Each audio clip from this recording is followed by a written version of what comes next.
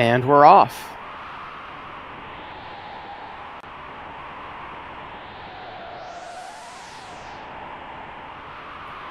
Alright, so we see both of our runners going into the menu really quick to set their message and battle speed. Revenantkioku almost putting things the exact opposite where he wants them.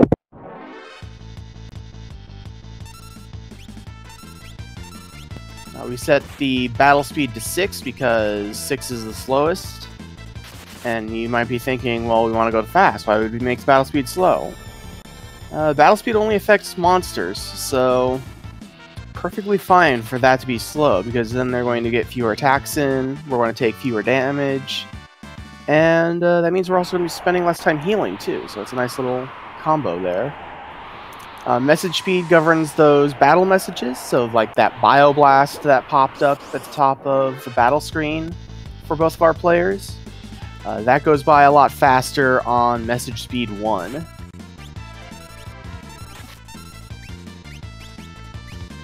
And yes, all of these encounters, for now, are set.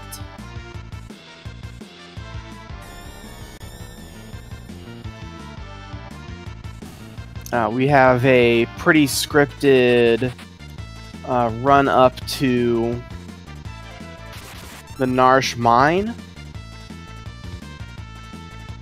All of our... Well, that's interesting on synth-pop side.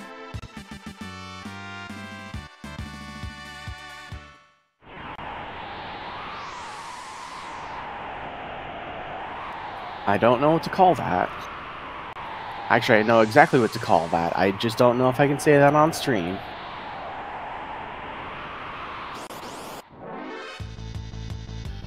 Alright, so this is going to be the last scripted encounter here with a couple of Vomemoths and a couple of guards. You might be noticing the Vixen Wedge have been fire beaming Lobos and a couple guards up to this point.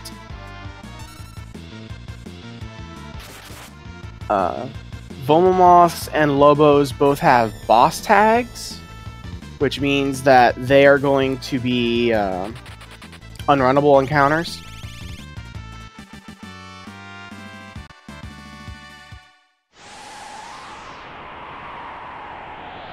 So those guys have to be taken care of before we can get Vixen Wedge to run away. And the reason why we're trying to get Vixen Wedge to run away is because we want all of the experience from these battles to go on to Terra.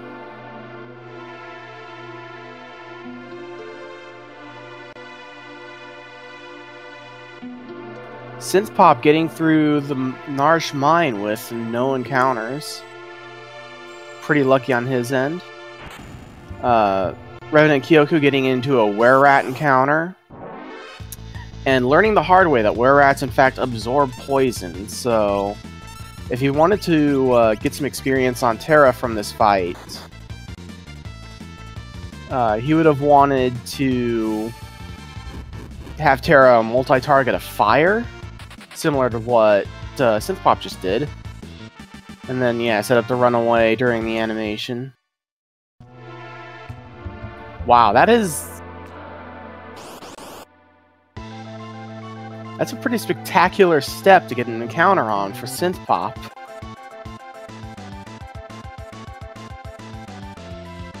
Anyway, we are now at the Whelk fight. This is going to be the first really big tech that we're going to be using. We're going to be using Weight Trick here.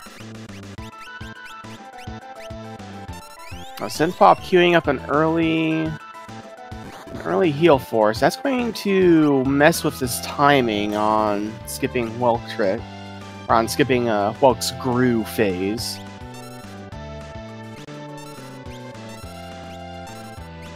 Yeah, it looks like he's not even going for it. Revenantkioku does appear to be going for it. Got the Tech Missile off on the Whelk head. Then you use Heal Force on Terra in order to make sure that she survives the counterattack.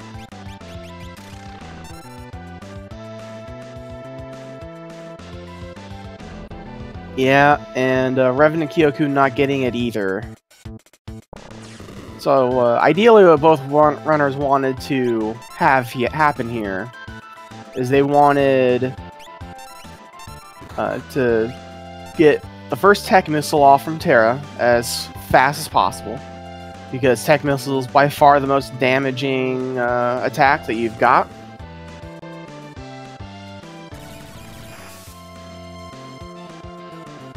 And then after that tech missile goes off, you want to use a heal force. You don't want to weight trick the heal force though.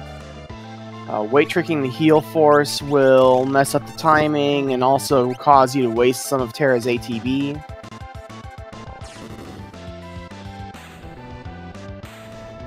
Alright. Looks like both of our runners managed to put down the Whelk without too much trouble. We did see Wedge die, but nobody cares. We're about to see Vixen Wedge die cutscene dead, not just combat dead. And nobody still cares. I should say, still nobody cares.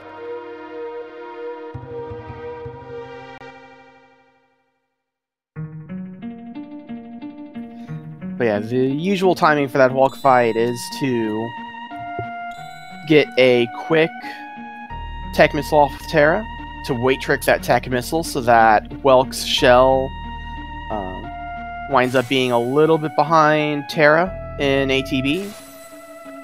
You get a heal force off on Terra that isn't weight tricked so that Terra is getting ATB as much as possible. If Terra's not getting ATB, then the fight's going slower. And hopefully you get a second tech missile off right before the Whelk retreats into its shell. And then you weight trick the second tech missile as well, and then set up a fire beam with either Vix or Wedge.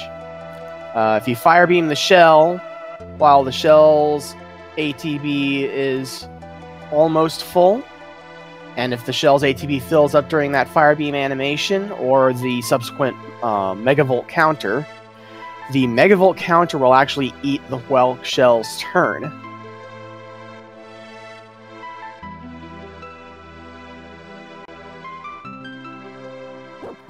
And in that way, we will skip the Whelk shell pulling the head into the shell and basically being invulnerable for something in the neighborhood of 10 to 15 seconds. And we're now reaching the end of some cutscenes here after the Whelk fight, introducing our... well, she's sort of a heroine, sort of a MacGuffin T. Everybody's after her. Everybody wants her. And she doesn't want to be tied down to anyone. Especially not with a slave crown. That stuff's not good.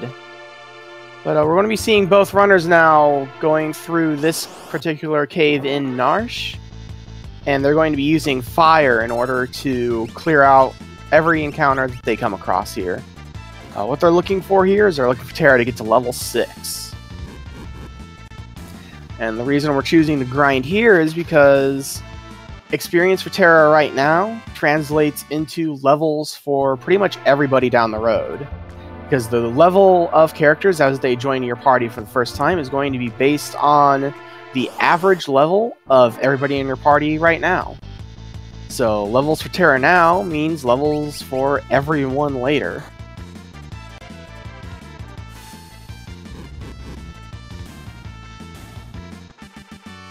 Who's prettier, Celeste or Terra? I don't know who this Celeste character you're talking about is.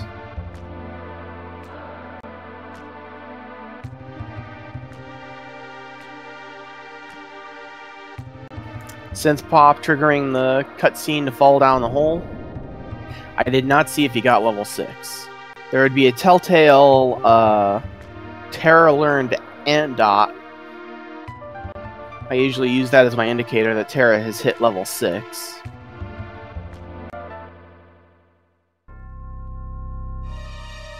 Yeah, Synth Pop is now in a cutscene here.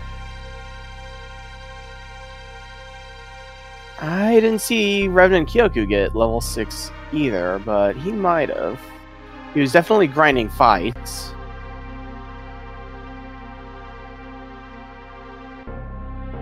Yes, the Psycho Cyan glitch will make an appearance in this game, in this race.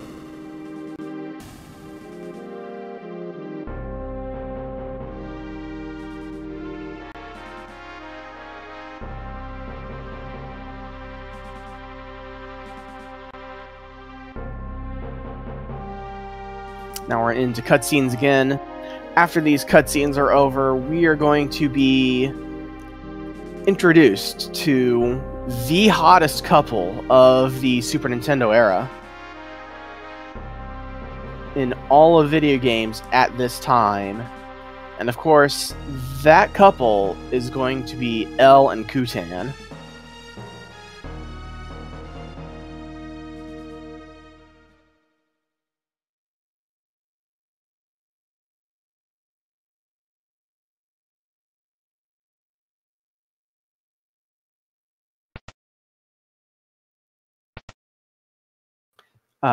But for real, synthpopisback is now to the point where we are naming Locke our resident not thief and definitely treasure hunter. He's going to be shortening Locke's name to L. I haven't gone over that yet. Character, or text I should say, in this game is rendered character by character, as you've no doubt seen by now. As a result, fewer characters in a name means fewer frames wasted making those characters. So we're going to be shortening the names of all the characters we come across, except for one character. I'll point him out. Well, you normally wouldn't, but who knows what these runners are going to do. We shorten the names of all these characters down to one letter in order to just make text go by faster.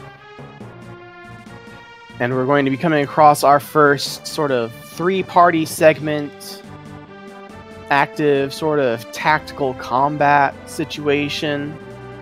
We are going to be in control of three parties of characters, and we are going to be chasing after a boss on the far side of a little arena here.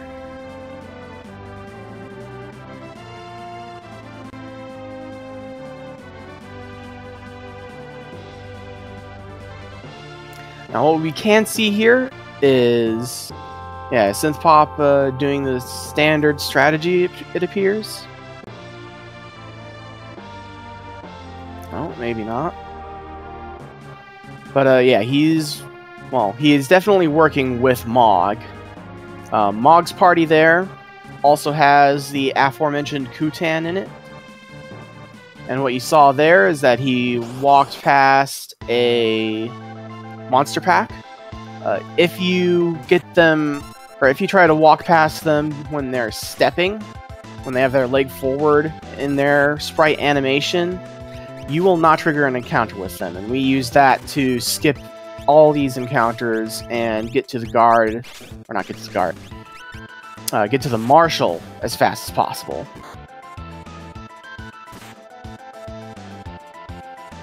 And yeah, please no Stopperino Mog. I agree with Vol'jin there. Looks like neither of our runners is getting the dreaded Net. Net is one of the early abilities that inflicts stop on one of our characters, and we just don't want that to happen. Yo, Kutan is Bay. We will see Kutan making an appearance later in this run.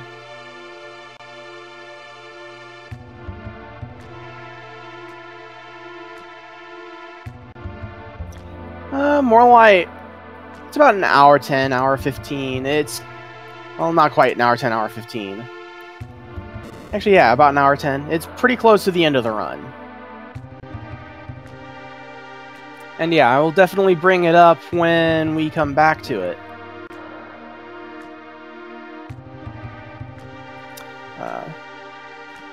Anyway, we have T here saying that she can't remember anything, and Locke stating the obvious, that she has amnesia. And of course, what do you tell someone with amnesia? You tell them to remember something. So obviously, Terra's going to remember something.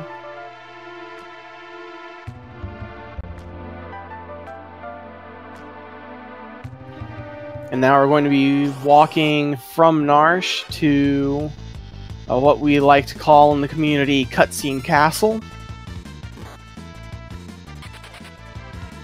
This split is really a good 9 minutes of text mashing, cutscenes, very little in the way of encounters, and just naming a couple characters in there to break up the monotony.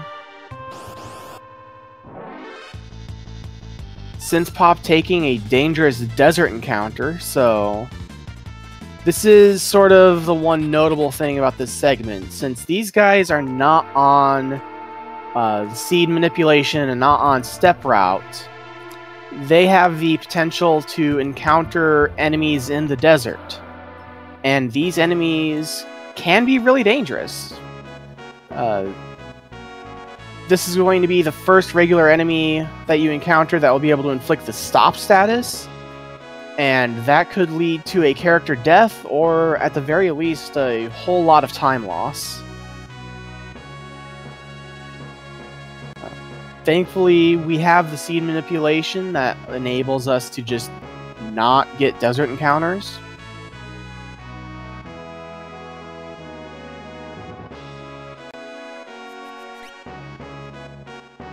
I believe revenantkioku's video cable has slipped out slightly.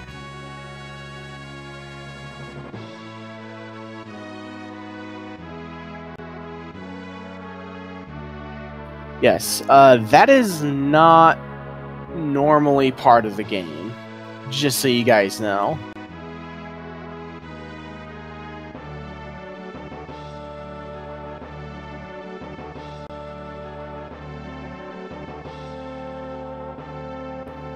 Anyway, on the other side, we've got Synthpop just being introduced to the king of Figaro E.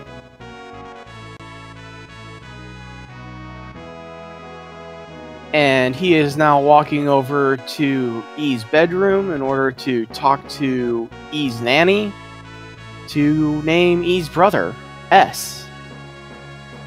Of course, these characters are Edgar and Sabin. They are easily two... I should say just the two strongest characters for a significant portion of the early part of the game. We will see why Edgar is strong coming up here pretty soon. And we will be talking about Sabin more later on.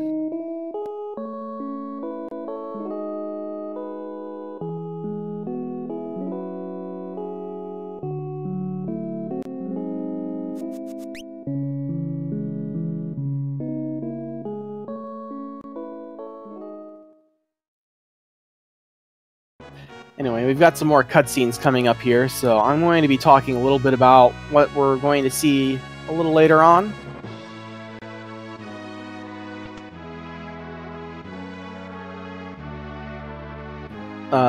At this point of the game, from now until the end of the South Figaro Cave, both of our runners are going to want to be very careful about using Terra's magic.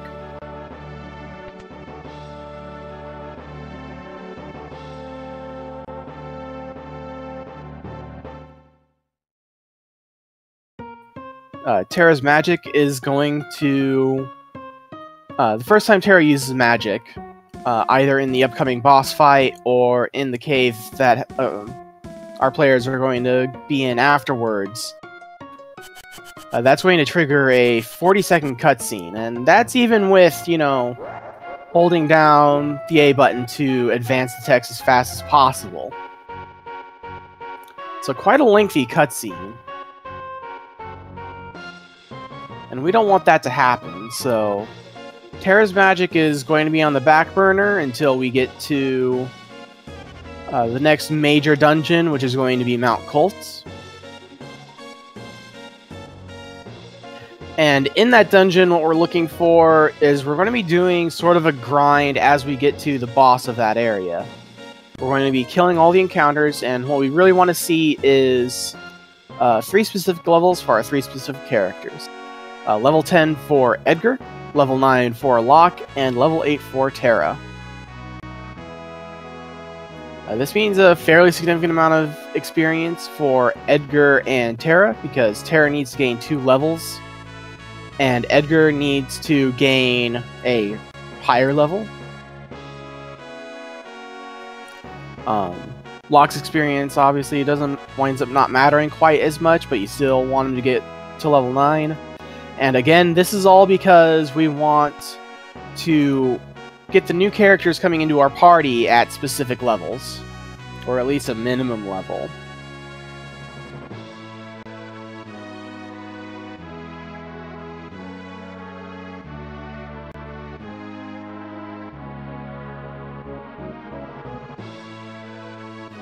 In particular, we're going to be seeing Sabin at level 11, which is the level at which he learns Aurabolt. That's going to be a really important skill throughout the run. And Bannon is also going to be coming in at level 10. I believe it's level 10. Bannon is going to be coming in at a level where he has 120 hit points. Let's call it that. And Bannon having 120 hit points is a really important safety threshold, since it makes it very unlikely / virtually impossible in order to... very unlikely / virtually impossible for Bannon to get one-shot by the Octopus Royalty we will be encountering later on.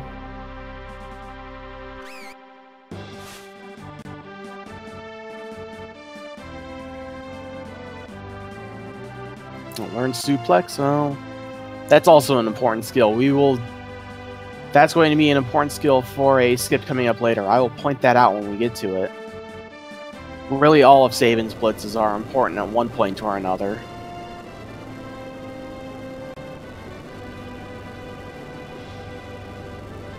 And Synthpop, with this cutscene, is now at the end of Cutscene Castle.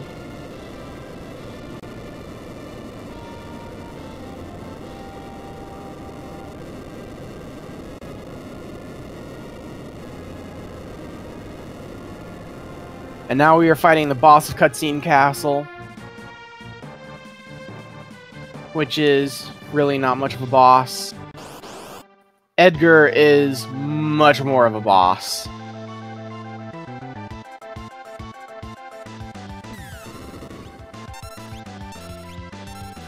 We are going to see Synthpop go into Edgar's menu, pull out his auto crossbow, and just smack both these M-Tech armors for a whole lot of damage. And he's going to do it again, and the M-Tech armor is going to die. And just like that.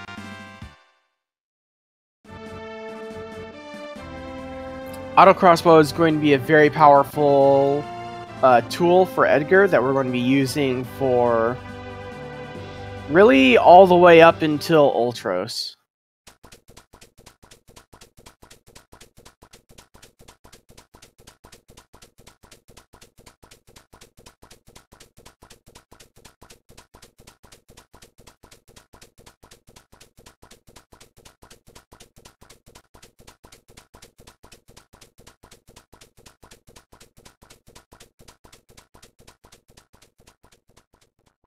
I also wonder if Revenant is distracted by the video stuff. I am definitely distracted by the video stuff.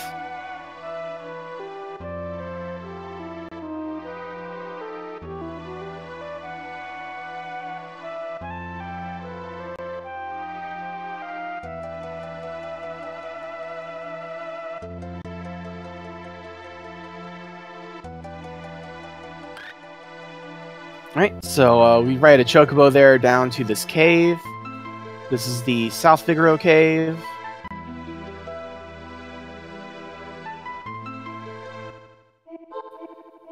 And in here we're going to be encountering our first recovery spring. There's a couple of these at some really nice, convenient locations. They're going to heal up everybody's hit points. Well, Terra's magic points as well. And they're also going to recover everyone's status. Oh wow, Synthpop's levels are very low.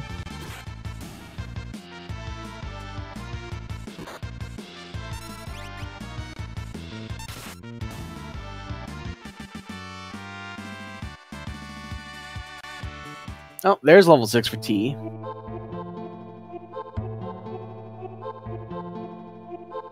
So yeah, Synthpop is definitely behind on the desired experience route. Hopefully he catches back up to the 10-9-8 that we really want on Vargas. Let River becomes very, very dangerous if you do not have levels 10-9-8 on Edgar, Locke, and Terra, respectively, when you come to the Vargas fight.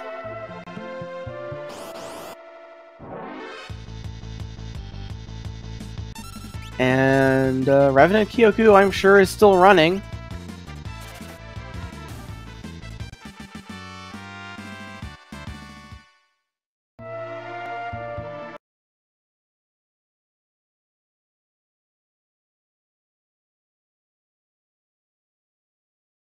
Oh dear.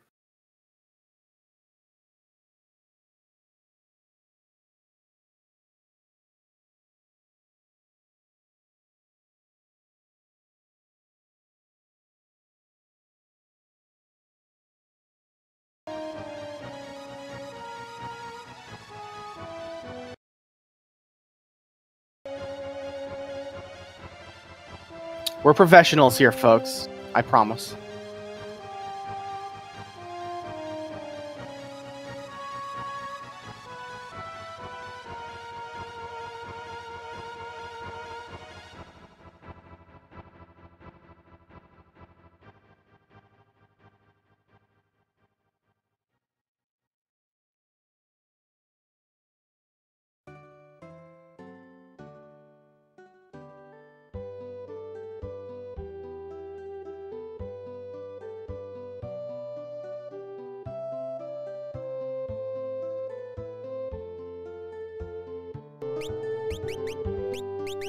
Okay, we have something back on Synthpop's side. Looks like he safely made it to South Figaro. And now he's asking this man to rent a Chocobo. And this man is so excited to rent this guy a Chocobo that he has to go through a couple of text boxes explaining how to ride a Chocobo to us. Even though we've already ridden Chocobo, so sure. But yeah, what we saw there was Synthpop buying 3 sets of sprint shoes. One of those sets of sprint shoes is going to be for now. Others are going to be used later. And I also managed to catch that he bought another relic called the Star Amulet. So what the sprint shoes do is that they make you run faster on these, not the world map, but on these town and dungeon maps. Obviously running faster is better because, you know, a lot of time that you spend in RPGs is really just moving from point A to point B. And we want to minimize that as much as possible. And what you also saw him buy are star pendants. Those star pendants are going to grant immunity to poison. Immunity to poison is really important for this upcoming segment because poison is... it's not so much a deadly side effect as it is an obnoxious one. It's sort of a Final Fantasy tradition. I don't know if you've been poisoned on the world map in the original Final Fantasy 1 for the NES. And, you know, you heard that noise that it makes when you walk around in a dungeon or on the world map. Well, poison in this game kind of does that same thing to your eyes, not to your ears. So you'd be glad that you're not going to be seeing that. Well, you're not going to be seeing a lot on RK's side.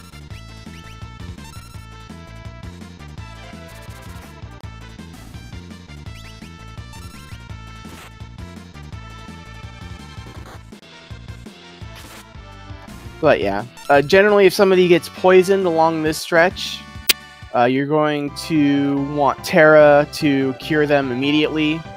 Every step you take while poisoned is going to do, I believe, 6 damage, which is a lot of damage. And also, it makes it really hard to see. Oh, and yes, I should have mentioned, Synthpop also picked up an Atlas Armlet, which is yet another really important relic in this run, in that little detour in the cave. That Atlas Armlet is boosting his auto crossbow damage by, I believe, 25%.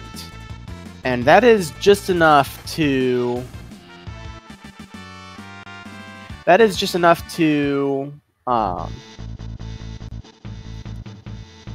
get his damage just enough to one-shot Trilliums most of the time.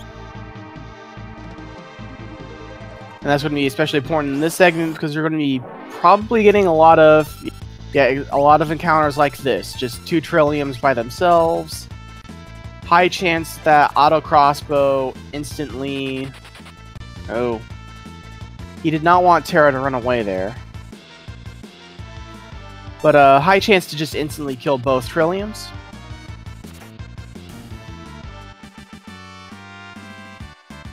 Well, E got a level. I believe that's level 9 for Edgar.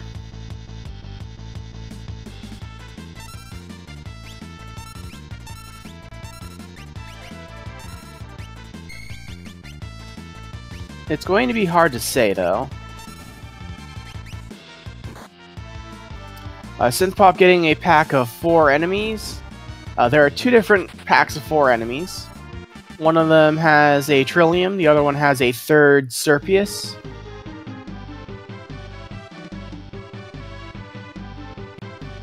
In either case, the strategy is the same. You have Edgar use auto crossbow to kill most of the stuff. And then you have Terra finish off the Tusker with a fire.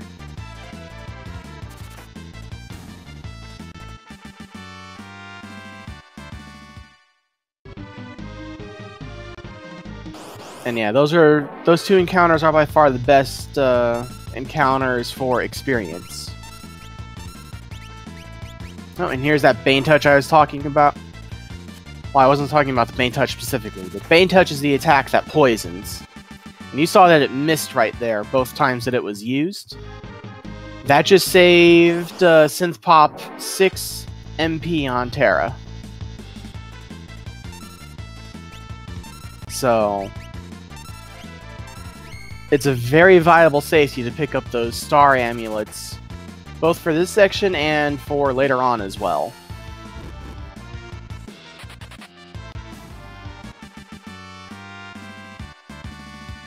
He gained another level. Right, Edgar is level 9, Locke is level 8. I believe Terra was also level 8. I didn't get a good look at it there, though.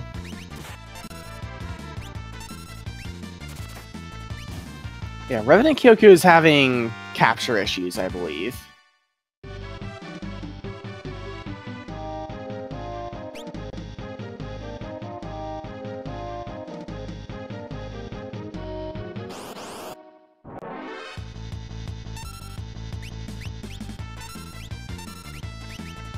Yeah, somewhere between the Super Nintendo and his PC and OBS, there's an issue there. We can't say for certain which one it is.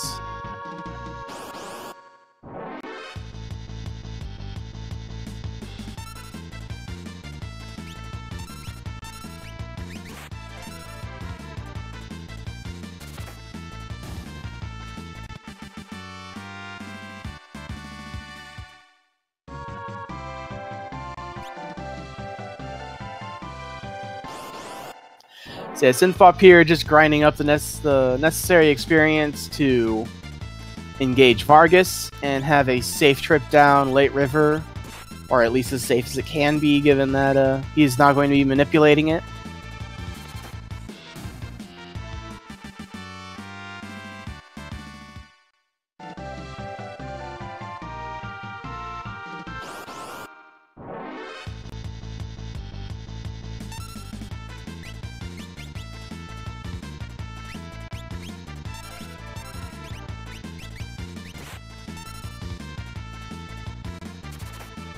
I can say with a relatively high level of confidence that the blue screen on RK's side means that his OBS is not getting a capture signal. Or if he's using Amarek, then his Amarek is not getting a capture signal. That tends to be what RGB that tends to be what happens with RGB sources. And we see Synthpop now in the Vargas fight. We're going to be seeing an auto crossbow from Edgar.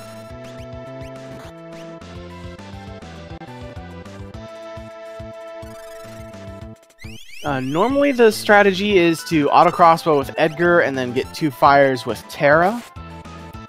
Each single targeted on each bear. But it looks like we're going to have to get an alternate strat here because Synthpop accidentally started the Vargas fight with not enough hit points on his characters.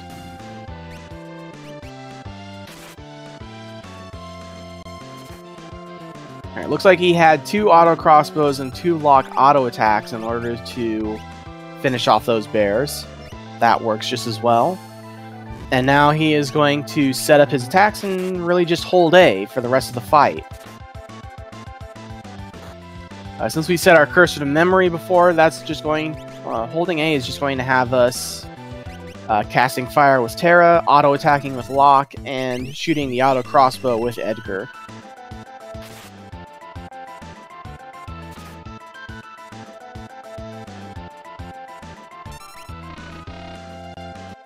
Alright. Vargas is now sick of it and is trying to shoo us off.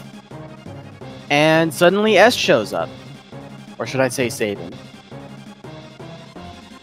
And we have a little cutscene here where we discover that Vargas killed his father and both his and S's master in the martial arts. And Sabin is now here in order to... well, not exactly take revenge.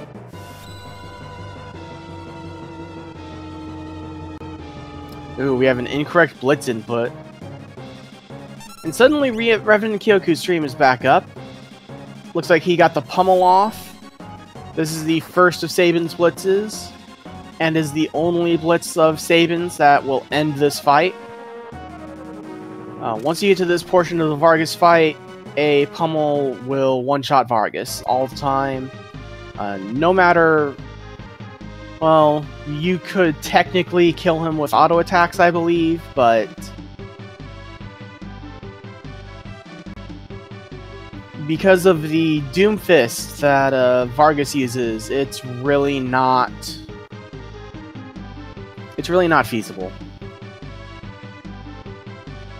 At Sabin's current level, it's actually just impossible. You'd have to be a very high level in order to have a chance.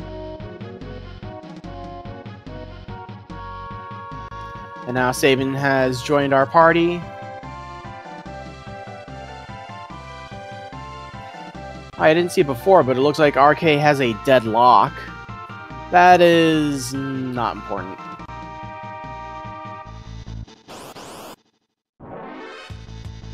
Ooh, Sabin did not join at level 11 for RK. If I am seeing that correctly.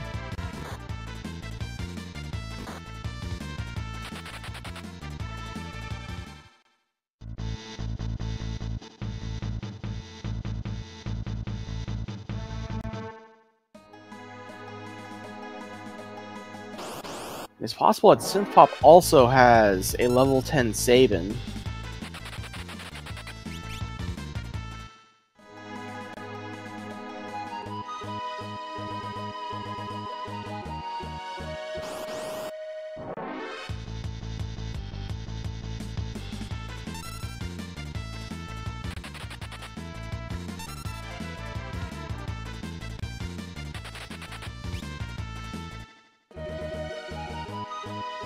I would need to see the menu in order to be sure, but it looks like both of our runners do have an underleveled Sabin, which means that they're going to have an underleveled Bannon.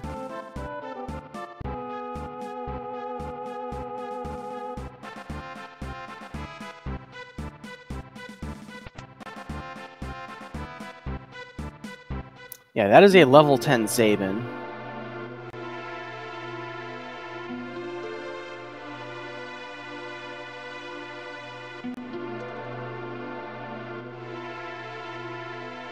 So we've got another cutscene segment here. We're going to have this discussion with Bannon, and then Tara is going to have a little solo segment where she runs around talking to all the members of her party, trying to figure out what she should do with her life. There's going to be some various treasures scattered around here, including the Air Lancet, a couple Phoenix Downs, an antidote. And there's one of the Phoenix Downs. And also another relic called a True Knight. The Phoenix Downs are going to be important for a couple of boss fights coming up. The True Knight is also important for a particular skip, although there are strategies out there that are pretty fast and don't use it. So we'll see if our runners get that. I would not expect Synthpop to pick up the antidote at all. That's usually a safety for Locke's route. Yeah, it said Phoenix Downs with an F. It's space limitations. There's the other Phoenix Down, the True Knight, skipping the Air Lancet. The Air Lancet is a useful weapon for Shadow to fling at a dude in Sabin's scenario.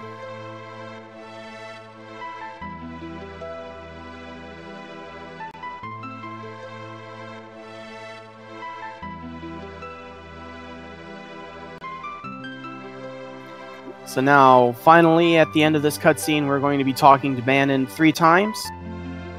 And each time we're going to be telling him, no. We are not going to be the savior of your cause.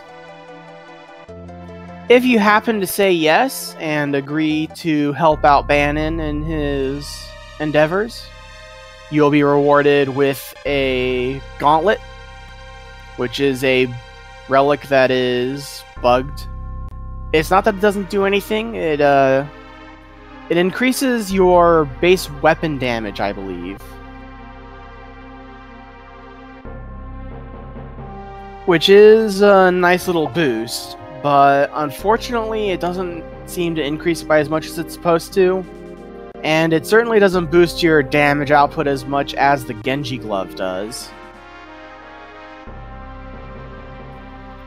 Speaking of, the Genji Glove, which Synthpop is picking up right now, allows a character to use 2 weapons. The Genji Glove is supposed to reduce the damage output of each weapon by about 25%, I believe. Maybe a third. But I don't really know, and it doesn't really matter because it doesn't do that.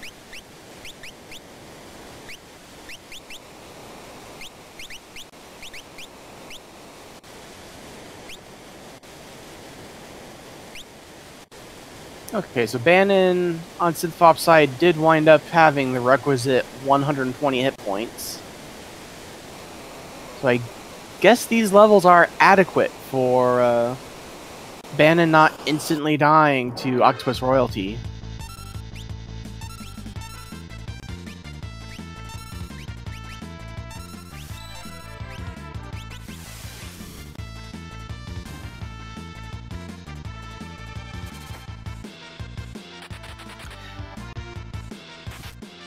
Alright, something else we saw is that both of our players put Bannon and Sabin in the back row.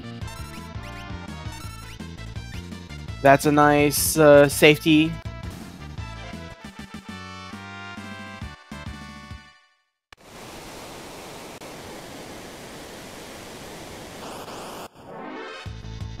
This is going to cause Sabin, and more importantly Bannon really, to take half damage from physical attacks. And all the monsters on Late River hit a lot harder than what we've seen up to this point.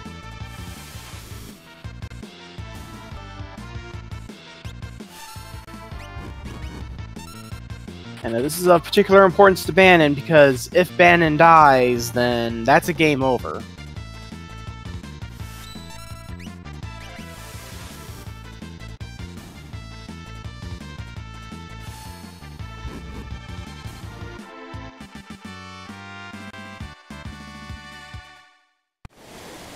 Synthpop getting experience on Terra and Sabin.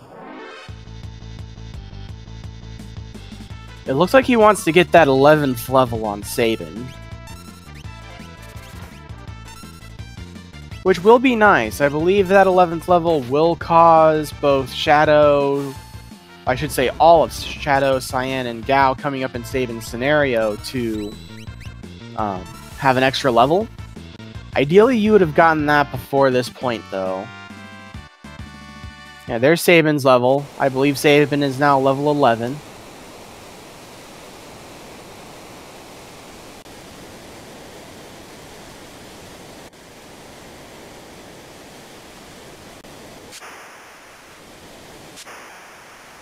It looks like RK ground up his characters to the necessary 10, 9, 8 to start with the level 11 Sabin.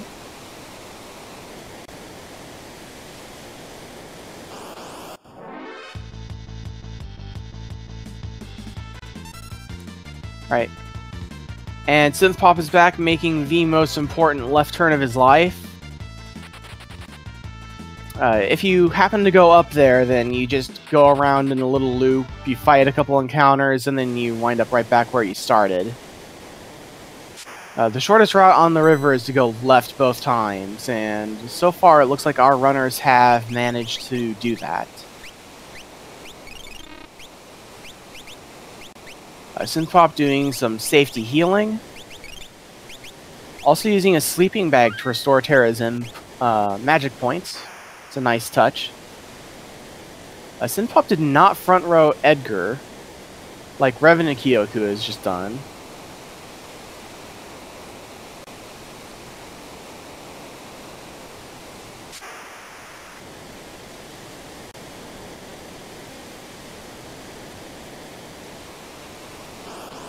That's going to be important because the best way to do damage with Edgar in this fight is by far smacking things with 2 weapons.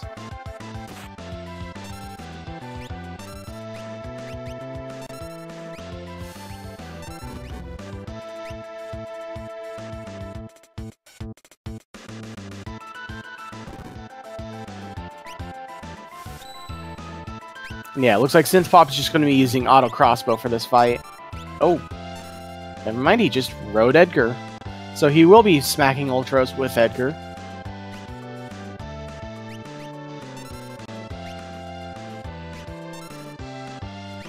We also see both runners front rowing Bannon.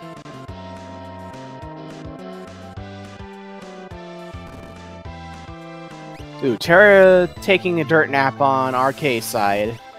That's going to make this fight a little more dicey. I believe we've also seen a tentacle on both sides now. Yeah, on Synthpop's side, we are up to the Musclehead stage.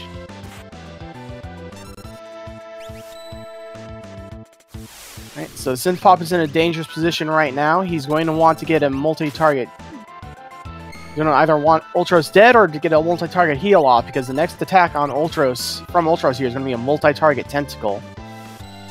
Alright, and revenantkioku finishing off the Prince Octopus. And Synthpop also finishing off the Prince Octopus, so... You guys are just gonna have to trust... Yeah, you guys are just gonna have to trust me that, that was, pretty dangerous on both sides there. I believe both of our runners were on the part of the fight where the next attack was going to be a multi-target tentacle. And Bannon was not at full life. So that multi-target tentacle would have killed Bannon and would have game overed our runners.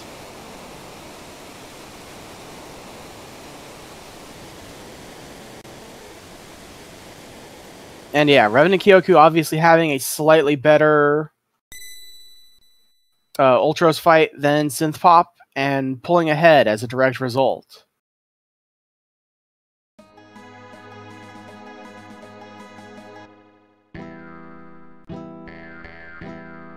See, Synthpop talking to this merchant. Looks like he's picking up some backup items. Yeah, since Synthpop didn't pick up the Air Lancet, he's going to want some shurikens to throw.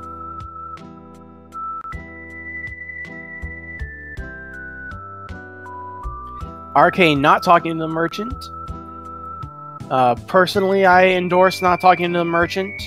He does sell some useful stuff, but before he sells it, he just does not stop talking.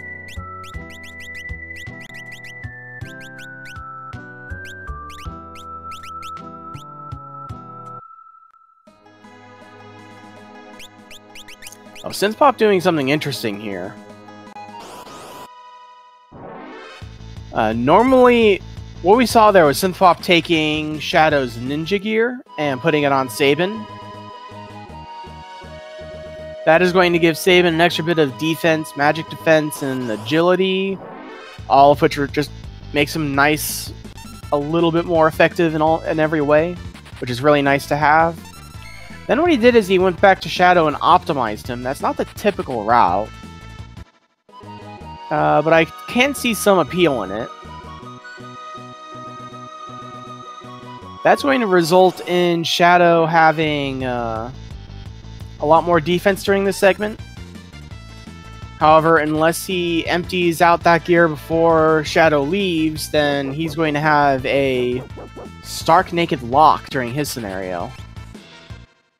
Which is probably karma, if you know what Lock scenario is about.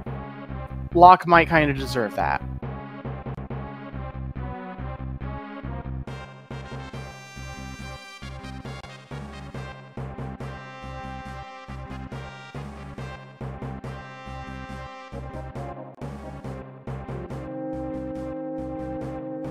Alright, and with that, we have now arrived at the second cutscene castle.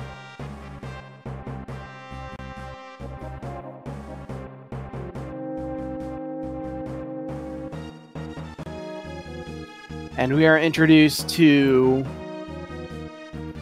C, or Cyan. And Cyan is going to challenge the general to a one-on-one duel in this siege. But first he's going to give Cyan some nice new shoes, so that Cyan runs faster. Literally the only time in the game that Cyan actually runs faster.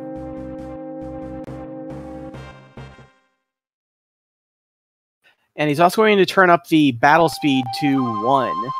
Now, you might remember that I said battle speed 6 was good because it made enemies slower and it didn't have any effect on the party.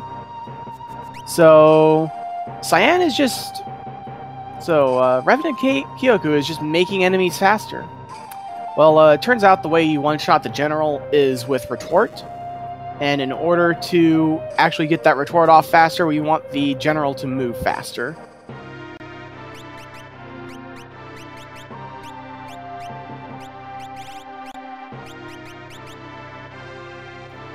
So faster battle speed results in a faster attack, results in a faster retort.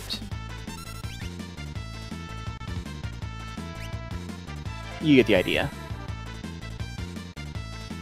We will be setting the battle speed back to 6 very shortly here.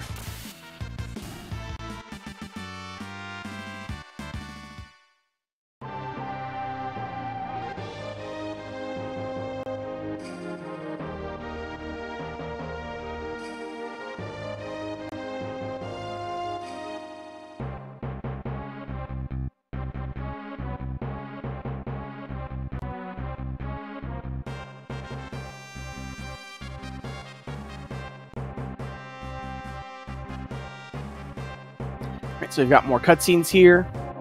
Kefka is talking about making some Kool-Aid. And then he was like, nah, I don't like Kool-Aid.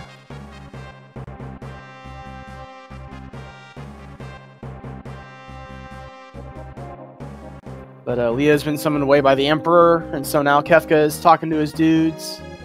And he's telling his dudes, hey, we're going to have a Kool-Aid party. But his dudes are not really wild about that idea.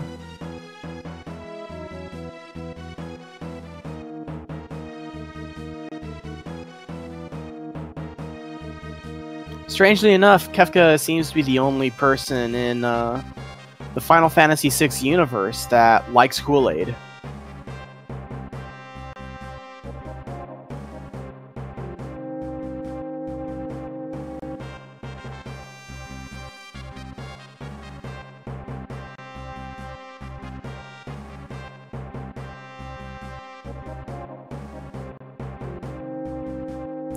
RK getting a rare Kefka attack. Unfortunate loss of a few frames, but doesn't really matter. Alright, so RK going with the standard strategy here. He has taken Shadow's Ninja Gear and given it to Sabin at this point, because there is also a menu at this point in order to reset the battle speed to 6.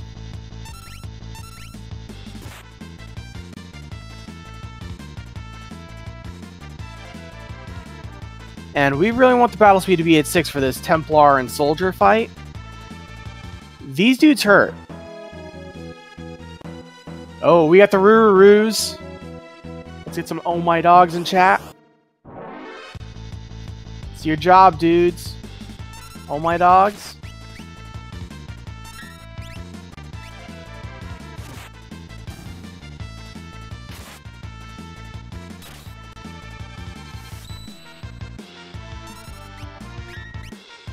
Alright, we've got a few here. You guys tried. You guys tried. I'll give you props for trying. There we go.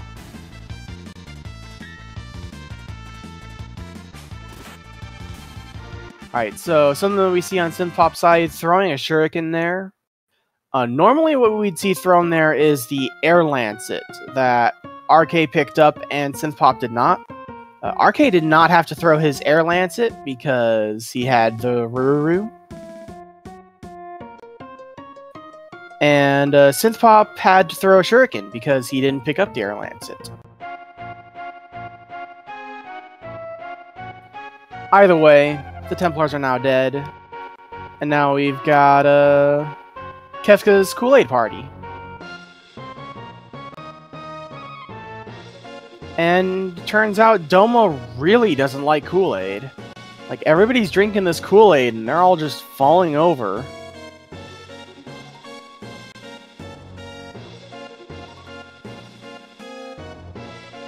Like, maybe Kefka is the only person that likes Kool-Aid because he's the only one that makes Kool-Aid.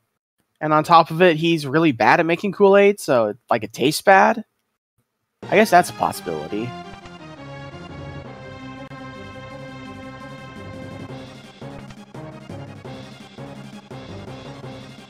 I hope that was a video cable issue from RK. That did not look good.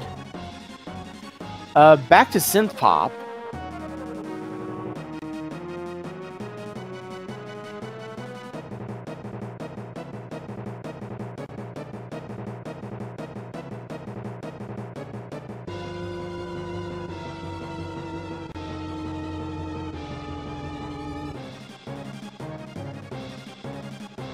Oh boy.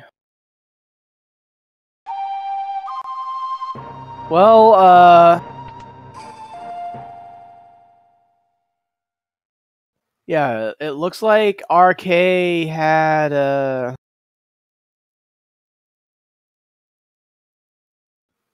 some scrambled SNES for breakfast.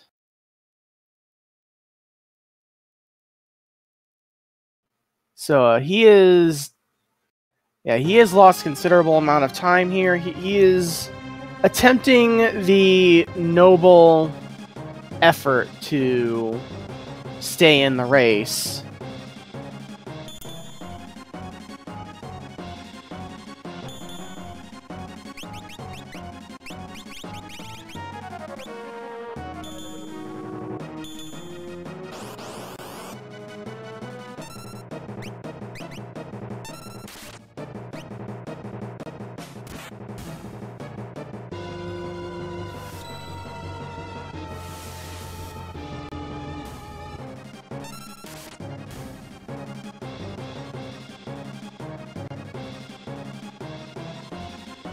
Yeah, re-race is going to be up to the runners.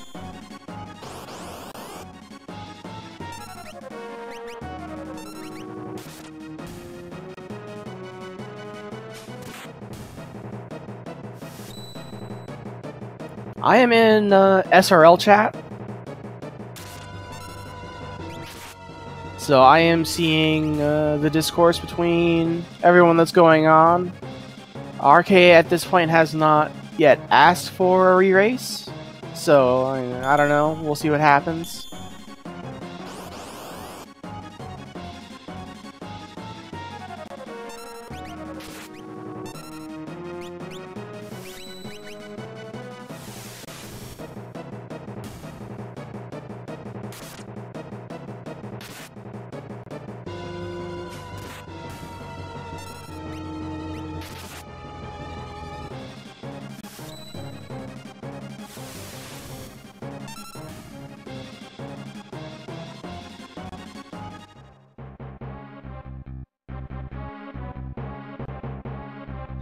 Anyway, synthpop in the final stage of this Imperial Camp segment. What we saw there was a cyan that was part of the party but uncontrollable.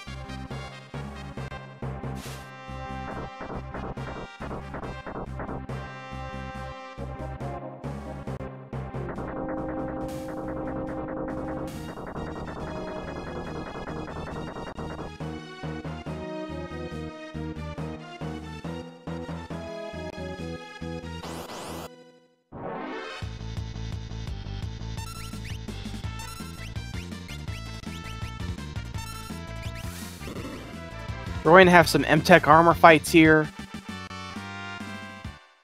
While it is technically glorious mech-on-mech action, we're fighting some pretty poor mechs. These are the same M-Tech armors that Edgar took down with a crossbow earlier, so now that we've got our own Magitech armor, they are not going to stand a chance.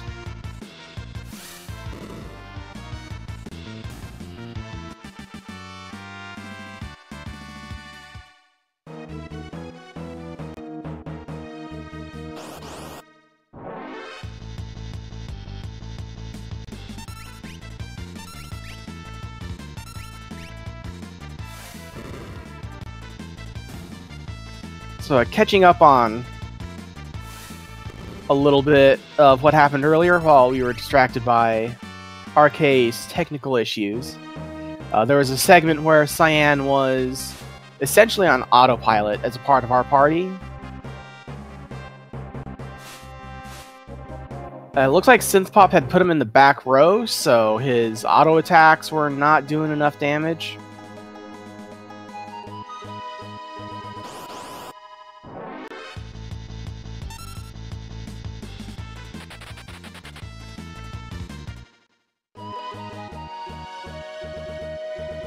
Yeah, he seems to have overall navigated it just fine. And now we are at the forest, which is probably the beginning of the scariest, sort of the inherently scariest part of the run. There are other parts of the run coming up after this that are scary because of, you know, the potential for bad RNG to really derail your run, but the forest is always just bad.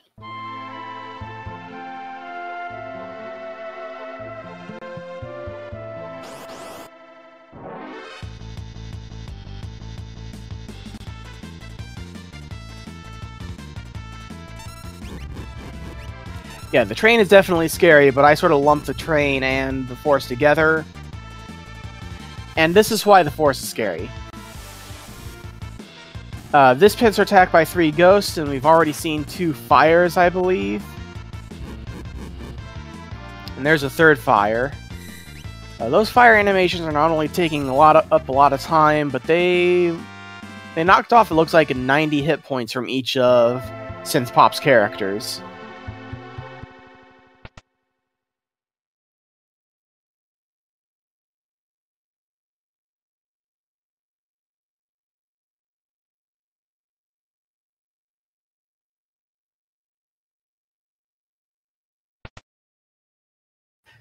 And now Synthpop has made it through the forest into the train. And the train is what many consider to be an even scarier part. Inside the train, we have ghosts similar to the ones encountered in the forest. There's a few more enemies inside the train that we aren't really scared of. But outside the train, either on top of or around the cars, we have the potential for bomb encounters.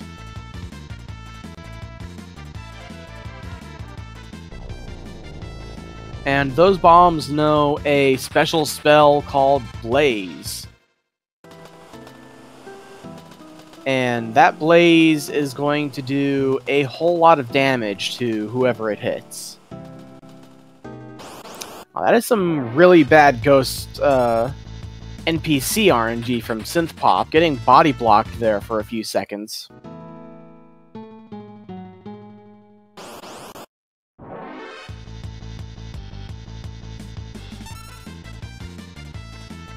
And Synthpop is also really low for everyone on hit points.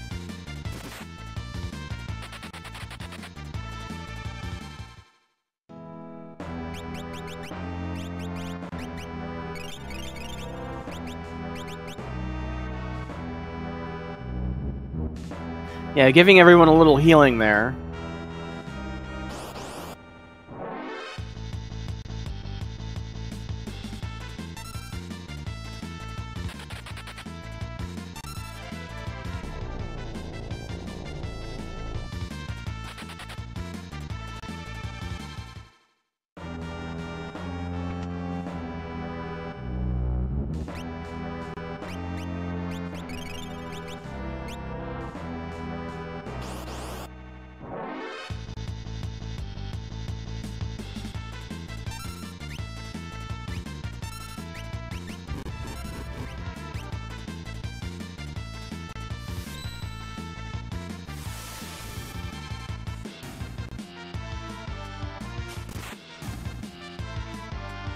I believe Synthpop has fallen for something of a trap here.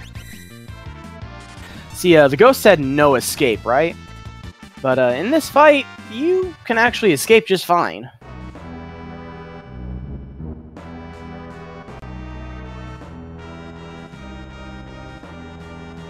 And now out here, we've got some more ghosts going no escape. Nowhere to run, nowhere to hide. Luckily, we've got Sabin with us. Sabin doesn't need to run to escape. And he doesn't need to hide either.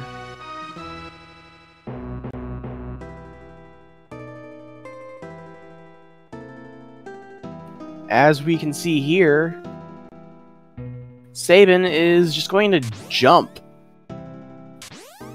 While, almost certainly just carrying Cyan and Shadow.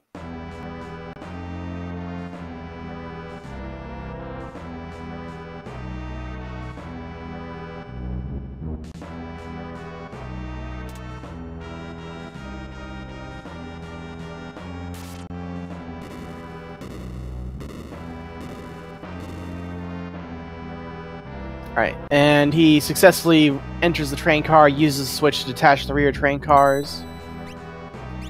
And he also uses the switch to open a door. Nice little multi-purpose switch there. And he is healing and taking a safety save here, which is perfectly reasonable. Like I've said before, the bombs here do not mess around. If Shadow gets blazed, then he is certainly dead. If Cyan gets blazed, he is probably dead. I don't think there is a way for Cyan to survive a oh, well, hopefully we don't find out. I know that if Sabin... Oh, well, there's a dead Shadow.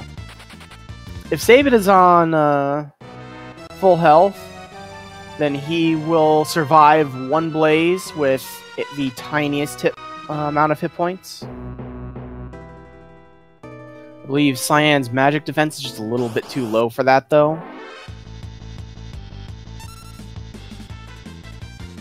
No more blazes, please.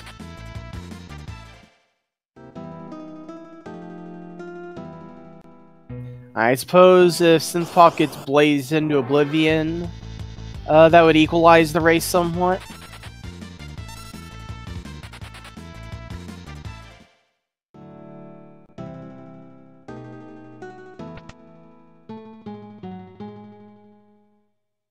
Alright, Synthpop has made it to the front of the train. He activates the first and the third switch, and then goes up onto the locomotive itself. Hits a switch on the smokestack. And he has apparently made a ghost train angry. And the ghost train is so angry that he is tooting at him. And we have a Berserk Sabin, which means if you guys were hoping for a train suplex, you are unfortunately not going to get it here.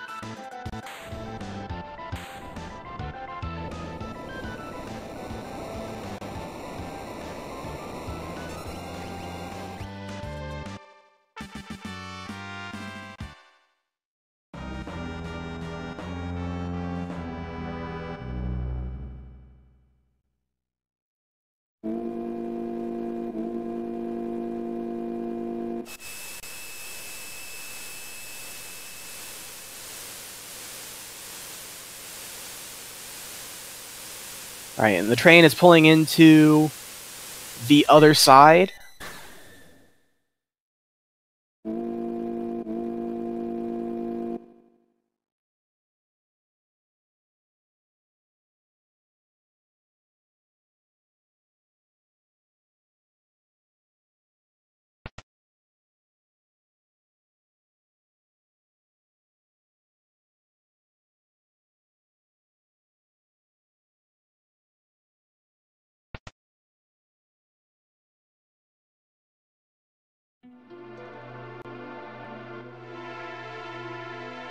Oh, but all these people are getting on the train. And, hey, wasn't that, Cyan's wife and son?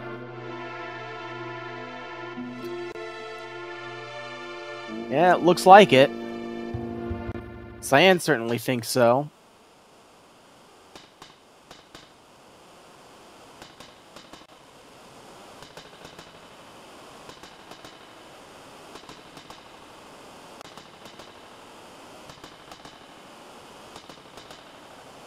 So, good news, bad news here. Bad news. Cyan's wife and son have departed for the afterlife aboard the Phantom train. Good news, though, it turns out that Phantom train did not take us to the afterlife. It merely took us to the other side of the forest. Anyway, this brings us now to a timed cutscene. This cutscene is going to last however long it lasts every single time. It'll only last longer if you're still in the menu at the end of it.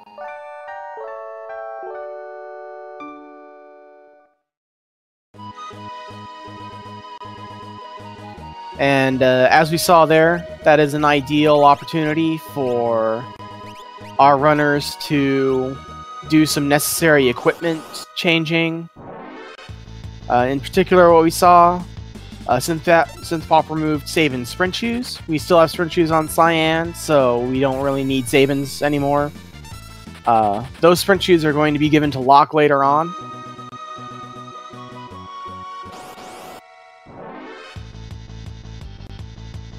We also saw some inventory management.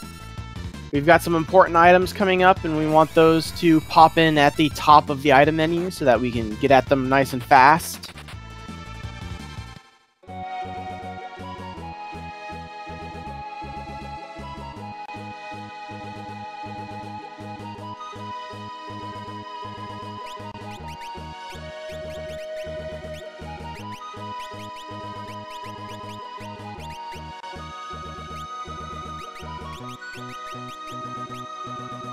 Well, going back and giving Sabin the True Knight.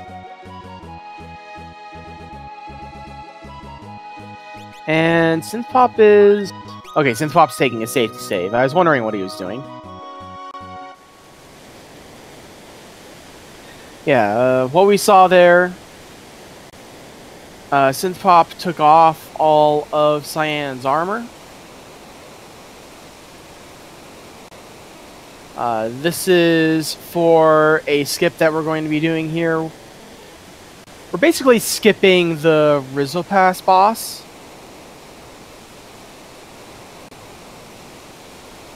And this is also going to be that instance where we see the Psycho Cyan glitch come into play. So, you know, when I said that we're going to have that, here it is. But of course, in order for the Psycho Cyan glitch to happen, Cyan needs to be dead. So that's why we took off Cyan's armor, so that he dies faster.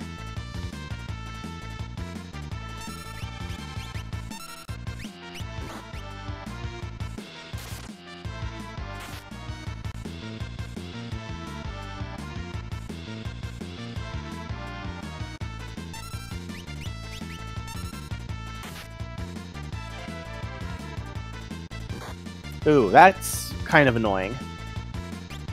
The fact that Sabin is in the back row has reduced his damage just enough to not be able to kill Cyan there. And since Sabin is using a True Knight, nobody else is going to be able to kill Cyan either.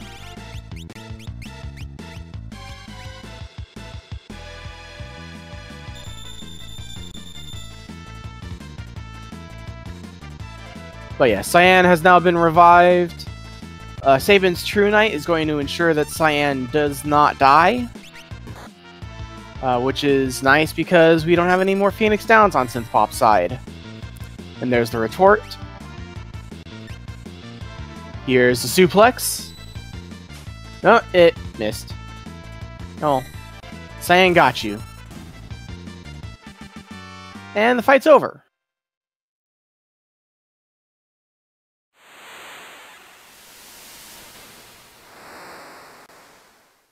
Now, as to what exactly happened there, I'm not entirely sure it's totally well known.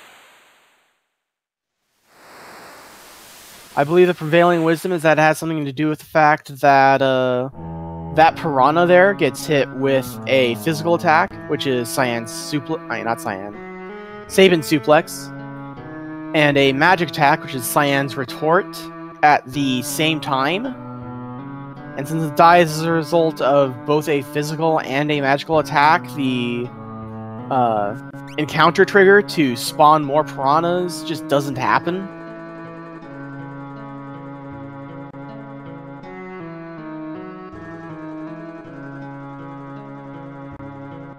Yeah, very interesting glitch. Now, Synthpop doing something that I really need to get better at, and that is healing Cyan after that fight. Because Synthpop is now on the Veld. And the Veld is the start of the scariest segment of this race. Not because you know what's going to happen, like on the train, but because you don't know what's going to happen. We don't know how many encounters there are going to be here. We don't know what those encounters are going to be. And we don't know wherefore art thou, which is, of course, the name of the tournament. Synthpop getting some pretty bad RNG to start out here. That's his second unrunnable encounter. The M-Tech armors can do a bit of damage with their tech lasers, but they're not really dangerous. This fight, obviously from the start of the game, and is not really dangerous at all, but since the Lobo has the boss flag, you are really just better off killing everything here. And you kind of have to. Synthpop manages to run away from the last guard, though. That is perfectly fine. Getting into another encounter. This one is runnable, however.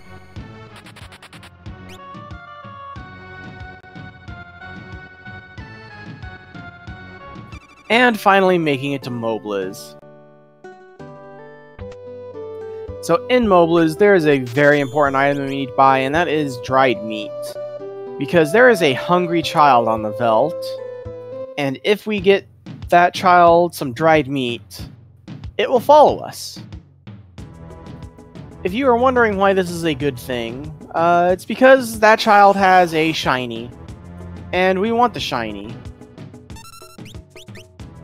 Because even though we don't really know why we want the shiny, and we don't really even know why that the shiny exists, Cyan and Sabin here, they know. They know that that shiny is going to enable us to breathe underwater.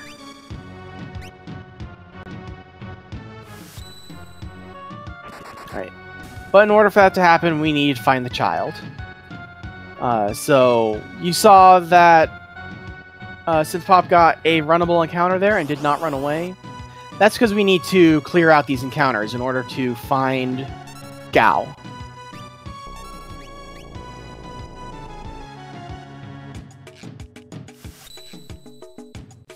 A Whisper and Hazer encounter. Not dangerous, but can certainly waste some time with long spell animations. And Demi has potential to set you up for a bad time on another fight.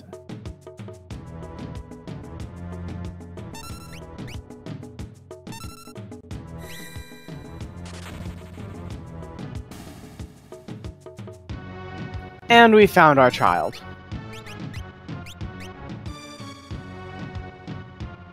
So Synthpop dropping the dried meat on Gao. And now we can just stick a rubber band over our A button and have a nice bathroom break. This cutscene lasts a full minute 40 seconds. Oh, and it turns out it came out just in time for us to see revenantkioku's Ghost Train fight.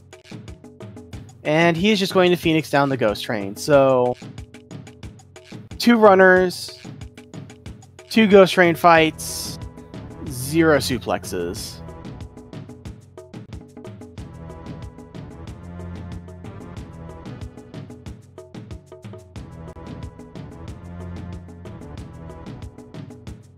Sorry, folks. Looks like RK wants to...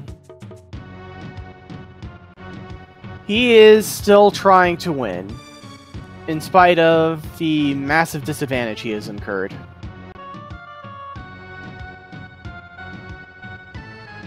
RK already suplexed his Ness.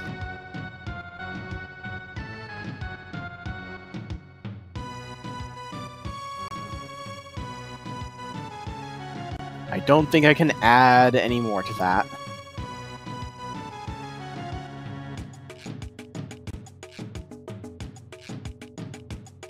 Anyway, we are coming to the end of the very long combat cutscene for Synthpop, and, oh wait, never mind. There's this Kappa guy here, never mind. A little bit longer.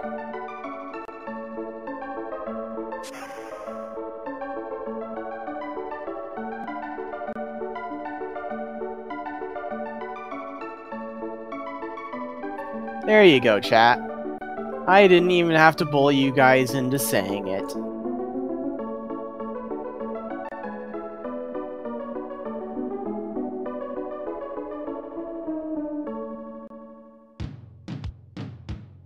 Alright, with Gao in tow, Synthpop is now going to go into Crescent Mountain.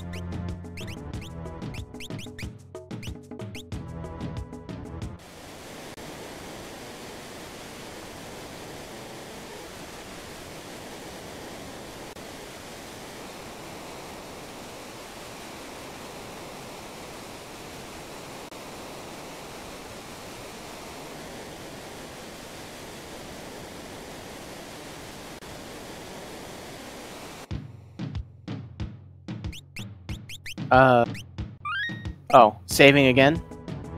After that cutscene. Makes sense, I guess. Synthpop clearly expecting trouble in the trench coming up. And I do not blame him. The encounters that we come across in the trench are both dangerous and completely unmanipulatable. I think it's pretty static how many encounters we get, but the enemy packs that we run into very wildly. And if we get pincer attacked in here, those are going to be really scary to deal with. And there's also the dreaded single angle form encounter. When an angle form in this trench is by itself, it can use the Aqua Rake attack. And that Aqua Rake attack will do slightly over 200 damage to everybody in your party. And as you probably know, our dudes have about 250 hit points. So that Aqua Rake could very easily wipe us in one shot. Synthpop getting an Actanion fight, that's really what we want to see, really. It's going to be 3 Actanions, even though his stream has locked up for a moment. Hopefully just a moment. Actanions really just physically attack. They don't do too much damage. And they're relatively easy to run away from. Probably the only truly safe encounter in this trench. Yeah, it looks like Synth is dropping some frames. Check in with RK. He has successfully skipped Rizzle Pass. So he is now on the Velt.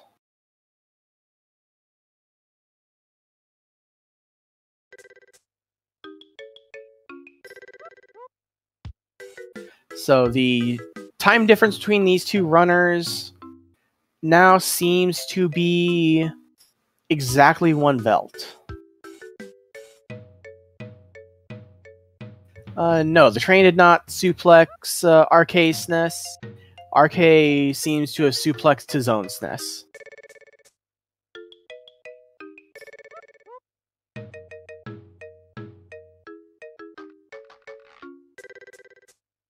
Alright, and we've got movement again.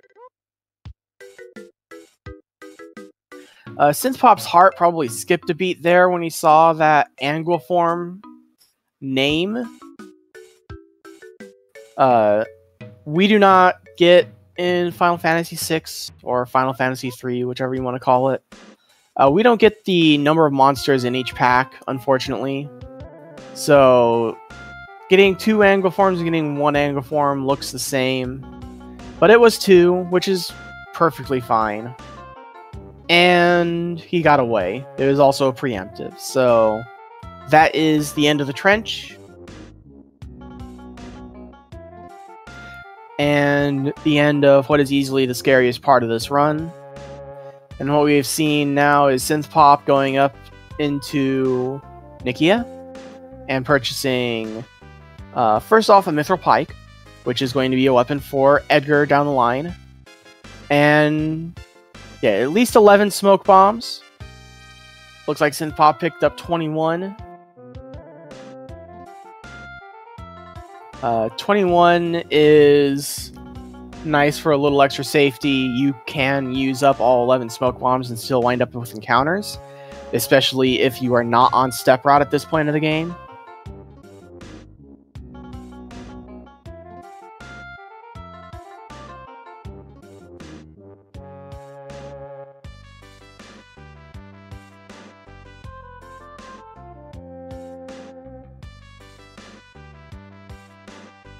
Right, and now Synthpop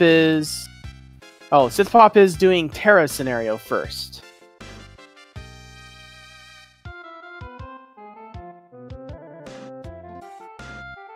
I know that lock segment is short, but it's not that short.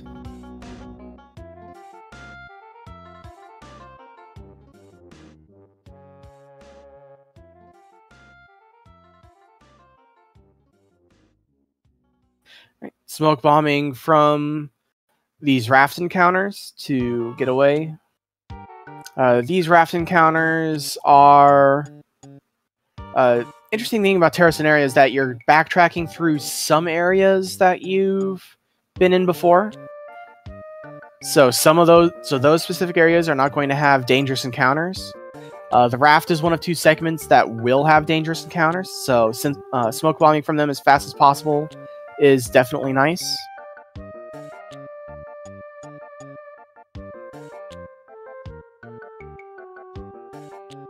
Oh, that's interesting. It looks like Synthpop took off Terra's sprint shoes at some point. I guess with his strategy to buy 3 star pendants, he didn't have enough money to buy a 3rd pair of sprint shoes.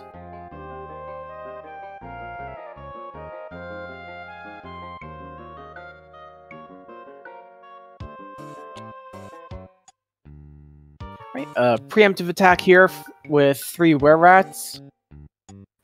Something that I haven't had the opportunity to go over yet is running from preemptive attacks. It's a little odd in this game. Probably not supposed to be, but it is. If you get a preemptive attack on a monster pack of 3 or more, then all your characters can just run away instantly, and it's not even a thing. If you get a preemptive attack on a monster pack of 2 or 1, because of some weirdness with the game logic, there's going to be a bit of a stall or a bit of a hang before your characters are manage to get away. It's not going to take so long that the enemy gets any turns, but yeah, you'll probably see it here. See how long Edgar is sticking around in the fight? There's some text to remedy that. If you queue up I believe it's a defend action. You will be able to get that last party member out of the fight just a little bit faster.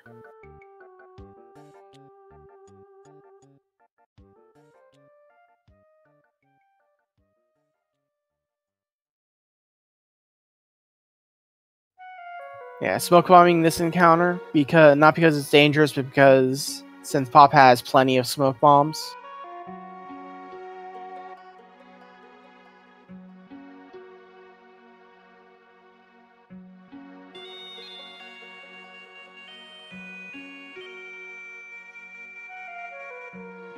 And in just a little bit longer,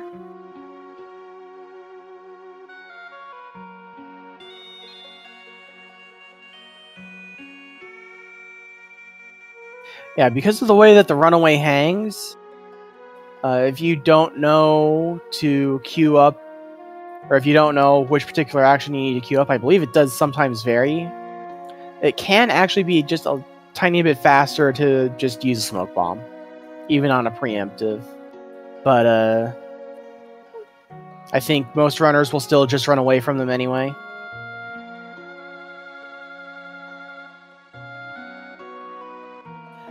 And now we have reached the end of Terra's scenario.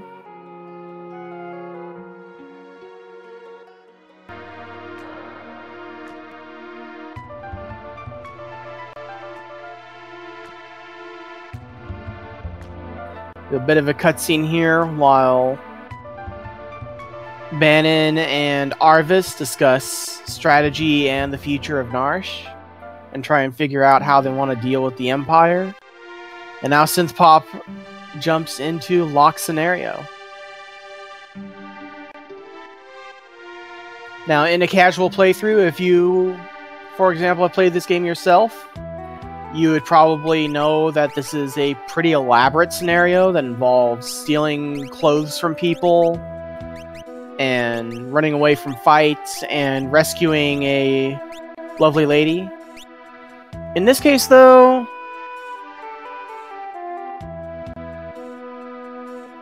we just want to skip that.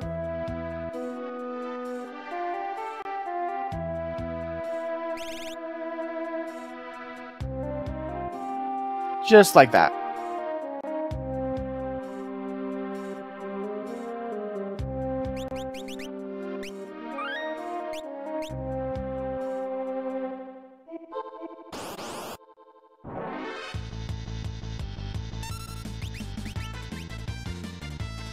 Well, what you guys just saw there is the guard clip from Synthpop.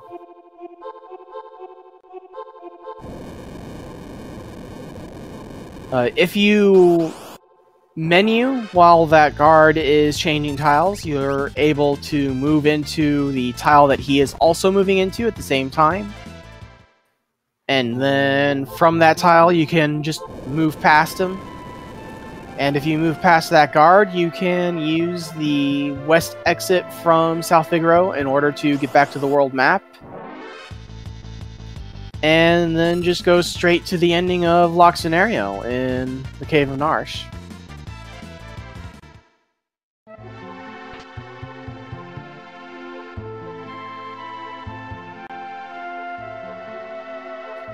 And in said cave, we're going to be picking up.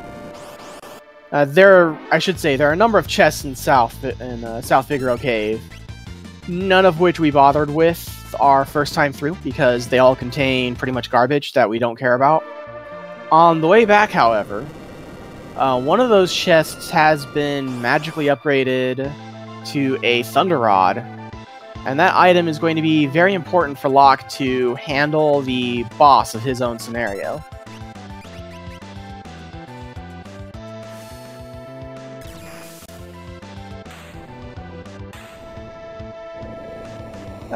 Like you see right there.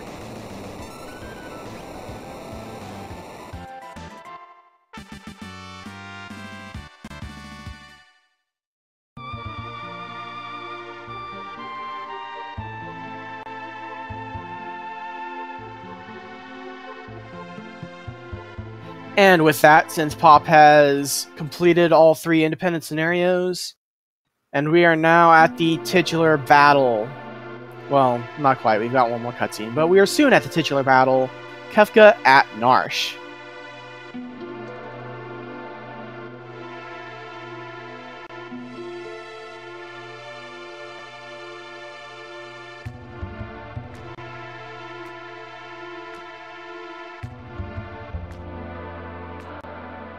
Yeah, it's not impossible for RK to catch up here.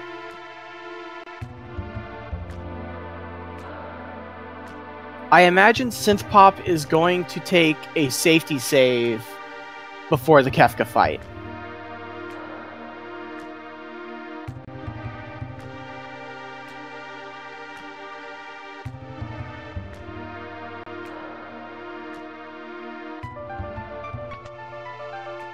So it's pretty unlikely, but if Synthpop takes that safety save and then proceeds to die to Kefka, then revenantkioku has, a chance. If Synthpop runs into the Rider or runs into any of the other dudes in this map, he could also lose considerable amount of time. Like there we see on RK's side, he got guard clip. I believe RK still has to go through all of Terra's scenario, so he still has quite a lot of time to make up. But, yeah. I should tell you guys, the Kefka fight is not free. Generally, most runners will kill Kefka without too much drama. Oh, RK getting a dreaded Gold Bear Pincer attack. Dreaded because it has the potential to one-shot Locke. Should Locke be having his back towards the Gold Bear and the Gold Bear using Gouge. As a preventive measure, revenantkioku moved Locke to the... Oh my. A second pincer attack. If this keeps up, RK is going to be in danger of Locke dying anyway.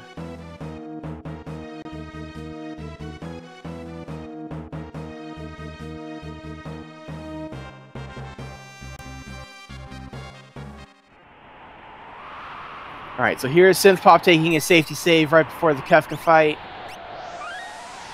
RK hopefully getting out of this cave as fast as possible.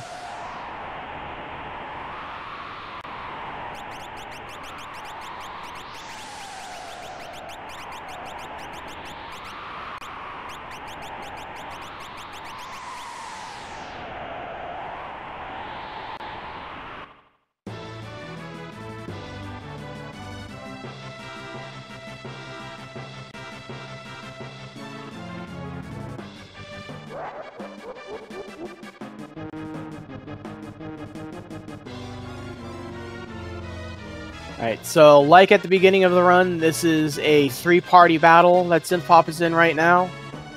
And also, like at the beginning of the run, we are going to be using certain strategies in order to just skip past the whole thing.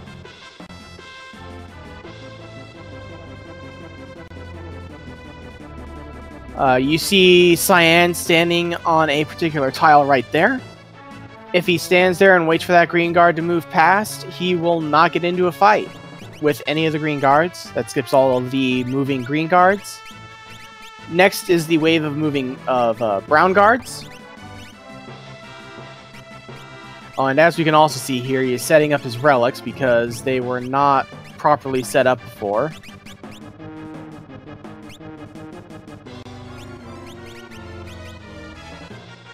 Yeah, moving Edgar to the front row.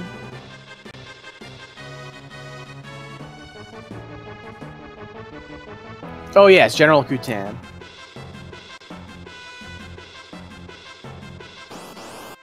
Oh, did you get... Okay, he got into the Kefka fight. That was very close to a Rider fight. Right, Kefka opens up with an auto attack on Gao. That is... perfectly okay.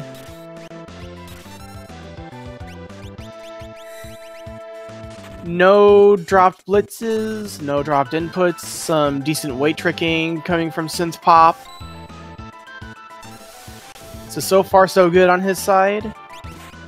We get a second physical from Kefka.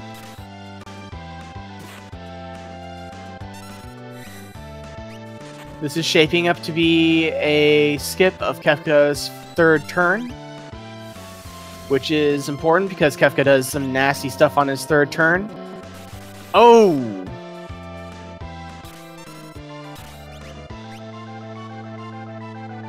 Very close. Kefka made it to his third turn, but elected to not use the deadly Ice 2 spell. And there it is. Synthpop has finished. The dot done comes in with an official SRL race time of 1 hour and 43 minutes. No seconds. 1:43 flat.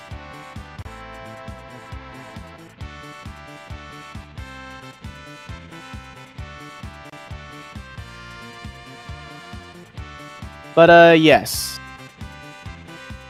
As I was saying before I was rudely interrupted by Synth winning the game, Kefka has a chance to use Ice 2 there instead of Bolt. And should it be multi-targeted, it's going to be doing something in the neighborhood of 250 damage to everybody. So, obviously, that is extremely dangerous to deal with. Yes, 1 minute, new world record.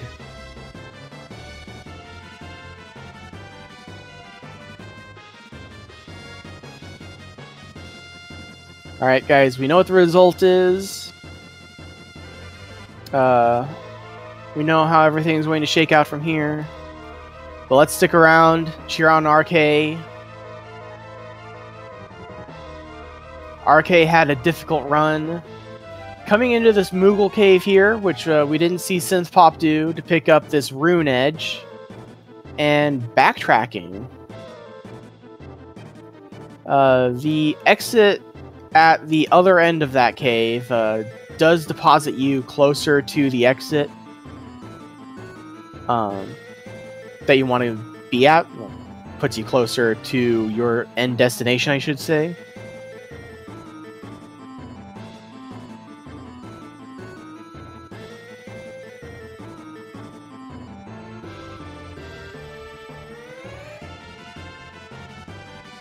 Looks like he swapped in that Rune Edge for Edgar's Mithril Sword.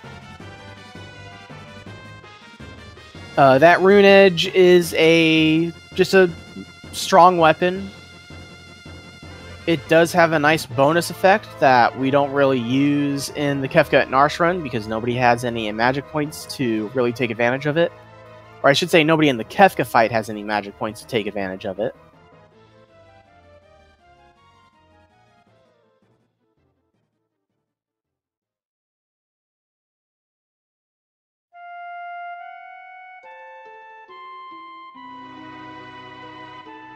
And looks like his...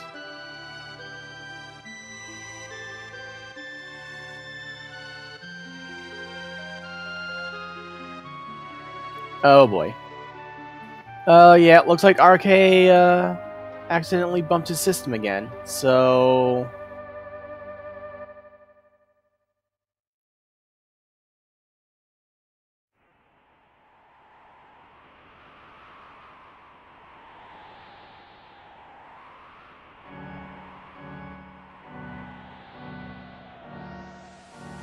But yeah, unfortunately... I mean, even if it comes to user error, RK... It's sort of on RK to ask for a re-race. But he is just trying to soldier through it. And you got some respect for him for that.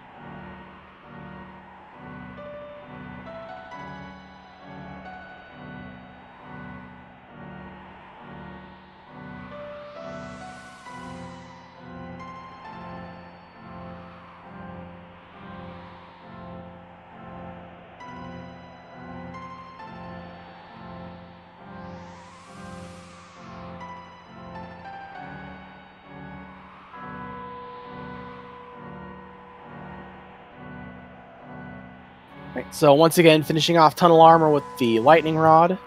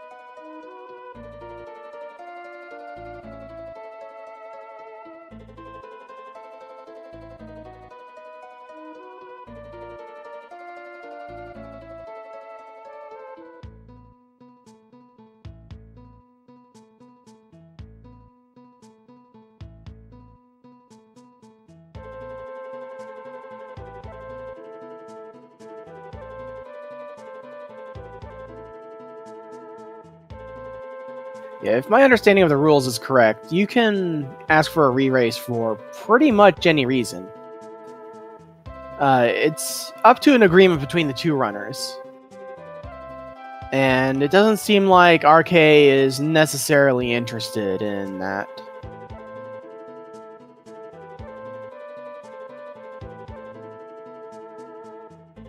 Interview with Synth? Is Synth interested in an interview?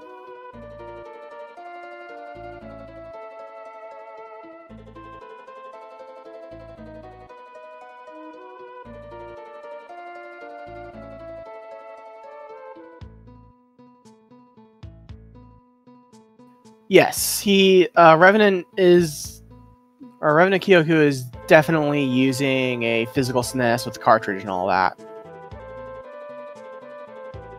we have seen the problems that he has had as a result.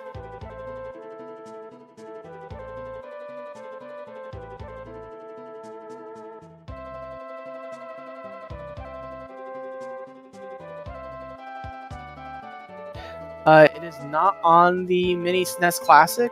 That has actually been banned for the remainder of the tournament. Some studies were done on it, and it was found that the SNES Classic has less lag than a physical SNES. So it's just kind of a bad emulator, it seems. So, you know, until we figure out what's going on with it, yeah, it did not seem appropriate to leave it available as an option in this tournament. Right, and Synthpop is in the Restream channel, but he has everything muted. And it makes sense from Nintendo's perspective to release something with less lag, but it does kind of, yeah, it makes races and runs unfair. That's the problem. Right, and here he is. Synthpop is back. And that's your cue.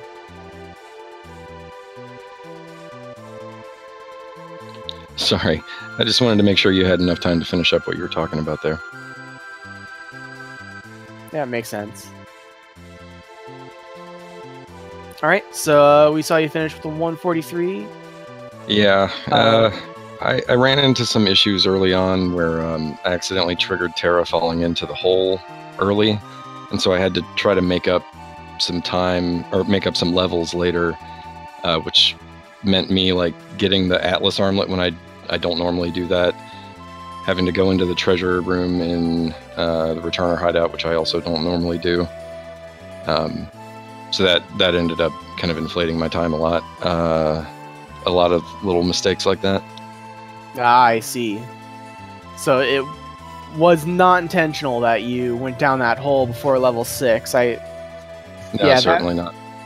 And yeah, we all saw that sort of had a cascading effect with the levels there. Yeah, I made up most of it by the time I got to Vargas, but at that point I think Edgar was still a level too low, and so Sabin started at 10, and yeah, Edgar was weak for the rest of the run. Yeah, look, I just put a little more importance on Bannon. Luckily, you did get a Bannon with 120 hit points. Yeah, I had to double check that because I was close enough that I thought it might work, but yeah, I was definitely worried about having a level 5 Bannon. Yeah, I've seen runs end because of a level 5 Bannon. It's something of a soft lock once they reach Ultros, really. Yeah, it can definitely screw you over pretty bad. Yeah, let's see,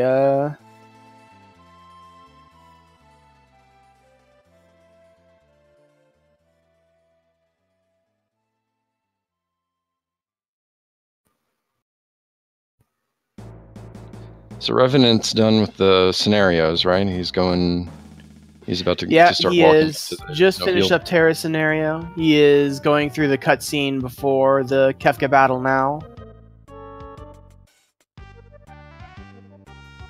Question that I'm sure is on everyone's mind. Were you planning on suplexing the train before Sabin went all red? I was planning on it until Shadow died. And then I was so afraid of the Evil Toot that I just planned on going straight for the Phoenix Down at that point. Yeah, that makes sense.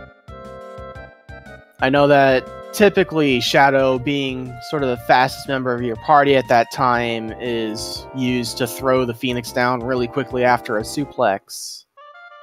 But yeah, and having the 3 characters also, you know, protects you a little bit from like 2 people getting confused or berserked or something. Right.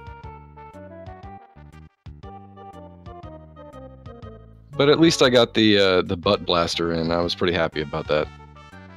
I have not seen that before. How is that one done?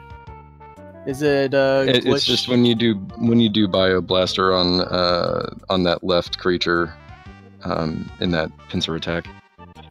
The Magitech armor faces forward, but Terra still faces right. Interesting.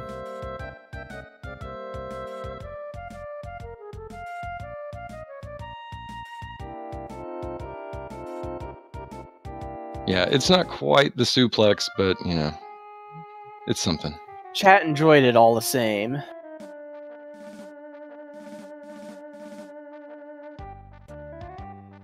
Yeah,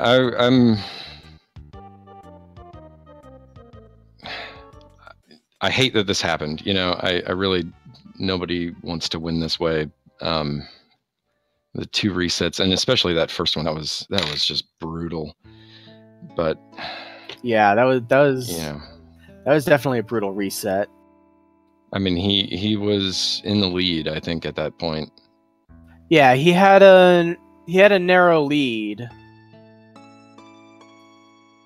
I believe it was less than a minute, but a lead nonetheless. Yeah, from what I could tell, it was about 40 seconds, which, you know, he could have easily made up with the step route on the Veld, since I don't do that. Right. I don't know how yet, so I'm hoping to by my next race, but we'll see.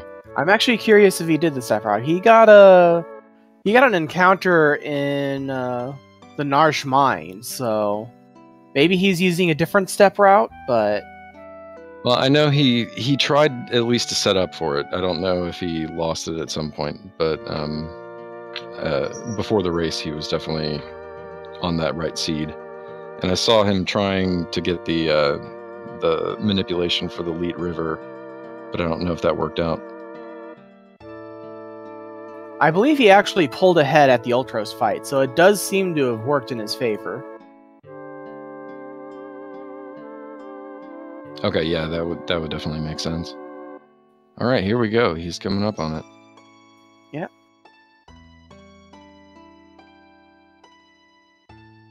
What kind of relief did you feel when you saw that Kefka was casting Bolt? At that point, I felt pretty comfortable with the save beforehand.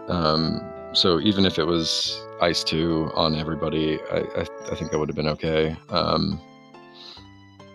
It was nice to see that it only killed Gao, but you know, I guess killing Cyan would have been better. If it had to be somebody, I would choose Cyan. Yeah. Cyan is often everybody's favorite to kill. In just so many situations. Tolkien, the name of that Esper is Tritok, or I think Valagarmand in the Game Boy Advance version. Yeah, something like that. It's a really nice Esper, though. I believe it teaches Fire 3, Lightning 3, and Ice 3. I don't remember offhand what the stat boosts it gives, though. Yeah, I don't know about the stat boost, but I mean, it's definitely one of my favorites. And look at this thing. It's got this, the animation of like the sparkles and stuff. It looks great. Yeah. All right. And that's there we go. Finish race for RK. Looks like he managed to skip Kefka's third turn. And he puts in his dot done with an official SRL race time of 1:59.22.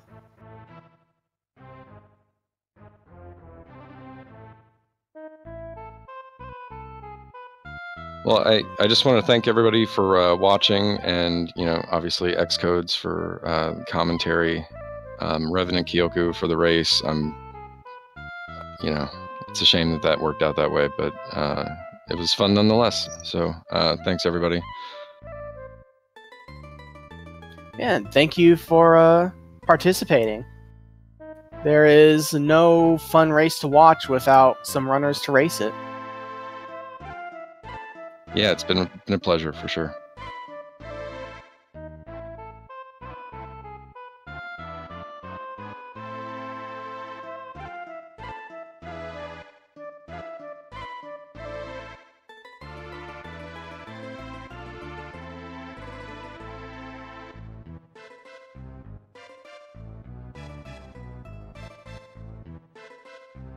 So I'll ask if revenantkioku wants to talk a bit.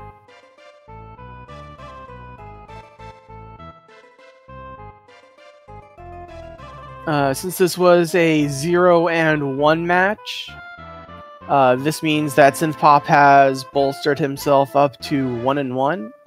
RK has fallen to 0-2. Unfortunately, this does mean that RK is out of contention to move on to the elimination bracket at the end of the tournament. But he can still play a couple more matches and, you know, see if he can steal some thunder from someone else.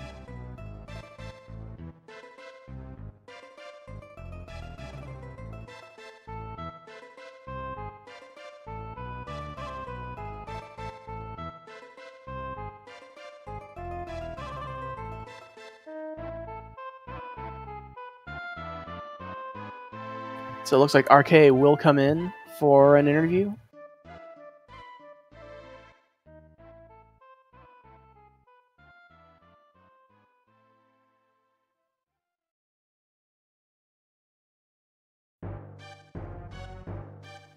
And here he is. Hello, revenantkioku.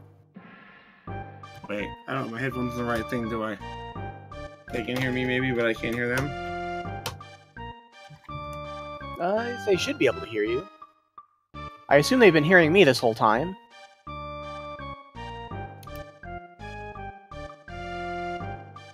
Or is that the right thing? This looks I like don't it. even know if I'm talking the right thing. Haha. Yeah, I'm here. Hello. So- Ooh. So, good game. Is there anybody out there? Let's see. Yes, I see chat is Xcode thing confirmed flashing and oh, I can don't know you what Discord's doing. hear me there, RK? Your speakers are wrong, he's talking. My speakers are wrong. My speakers are wrong.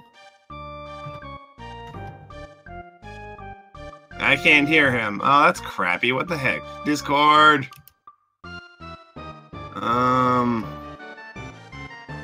I don't know. Sorry.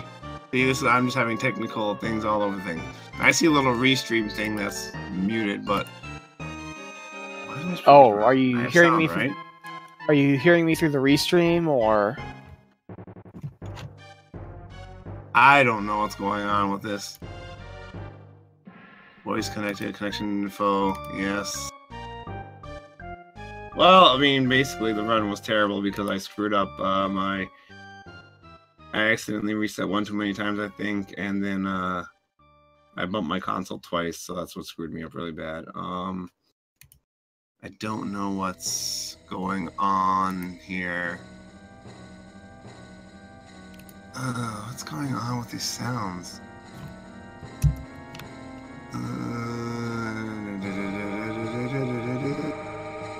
Voice and video.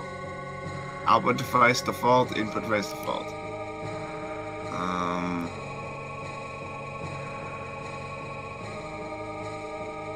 Alright, can you hear me now? I don't know. I'm not getting any sound whatsoever. This is weird. I'm getting a buzzing. Is my stream making a sound? Yeah, see, my stream makes sound, so my computer is making sound. Discord is just not letting me listen to Xcode talk. That's so not nice. Dang, I didn't realize the Discord was keeping me down like this. Discord, what's wrong with you? Yeah, I'm gonna look into I'm that. sorry. Look at me.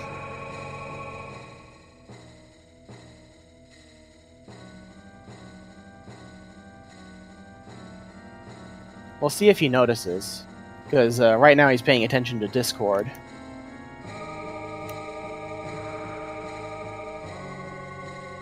I reset my voice settings. Nothing? Anything? I see you talking, but nothing's coming through. I don't understand Discord. It's My speakers are working. It's set up to the right speakers.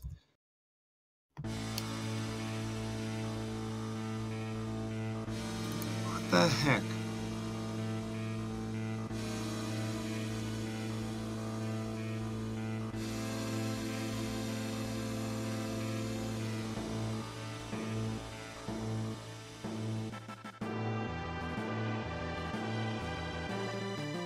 Output volume's at 100%. Set the right speakers.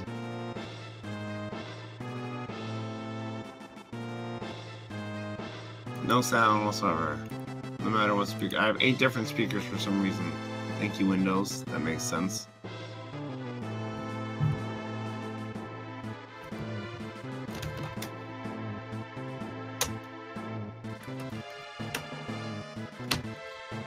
I don't know.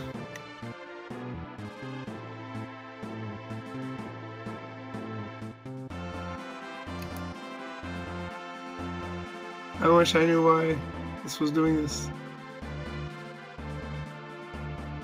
Well, anyway, I just I bumped my console like 2 times and screwed up. So that's pretty much it. Streamer mode is enabled. Stay safe, friend. What does that mean? Does that mean I can't hear anybody? Or does that mean it won't show? No, that shouldn't affect. That shouldn't affect Discord. I can't hear Xcodes at all. I don't know what's going on with that. Deafened? I don't want to be deafened. Totally want to hear you, Xcodes. You're not muted. Yeah, I don't think I'm. And my speakers are making sounds. Well. Wait, OBS is already running? No, it's not. I closed OBS. Windows, you're the worst.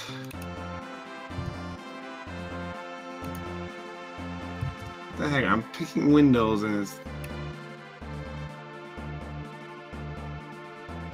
Alright. Wait.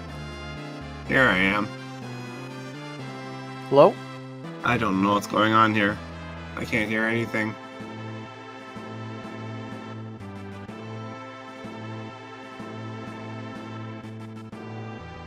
Alright, so unfortunately it looks like we're going to have to wrap it up without too much of an interview. Yeah, I figured that both of us were coming through on the stream, but unfortunately it looks like revenantkioku is not getting my sound. So that's strange and unfortunate, and it seems like we're just going to have to... Yeah, it seems like we're just going to have to wrap it up. Alright, so follow the runners. We've got twitch.tv/revenantkioku and synthpopisback. Epic Ranger in chat has done us the solid of doing the command. And Ranster has also done us a solid of putting the Kefka at Narshe information in chat as well. It's a really cool tournament. I hope you guys continue to look out for us. I believe most of the races are going to be happening on twitch.tv/RPG Limit Break.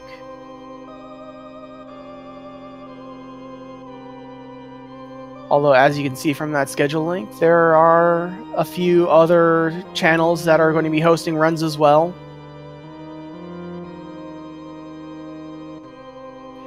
And so far, this is the second Swiss round of the tournament. As I've said before, there are going to be 4 Swiss rounds in total. So pay attention to those as well. The top 16 from the Swiss round are going to be moving on to an elimination bracket that's going to be happening after AGDQ in January. Why am I in general? What's going on? I'm not clicking on general.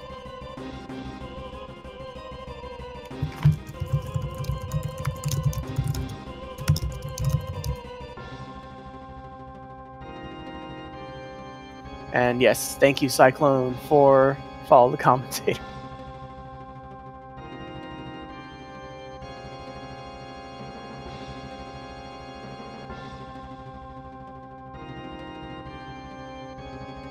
Anyway, I hope to see you guys around.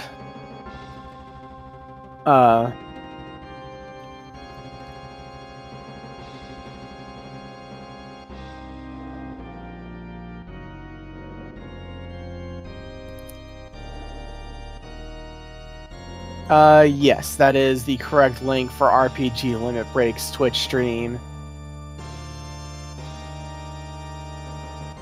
No, we are... His voice is coming through the Discord, so...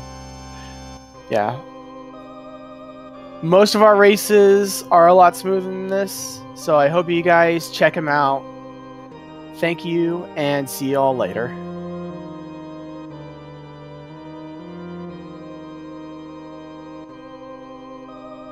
Or actually, do I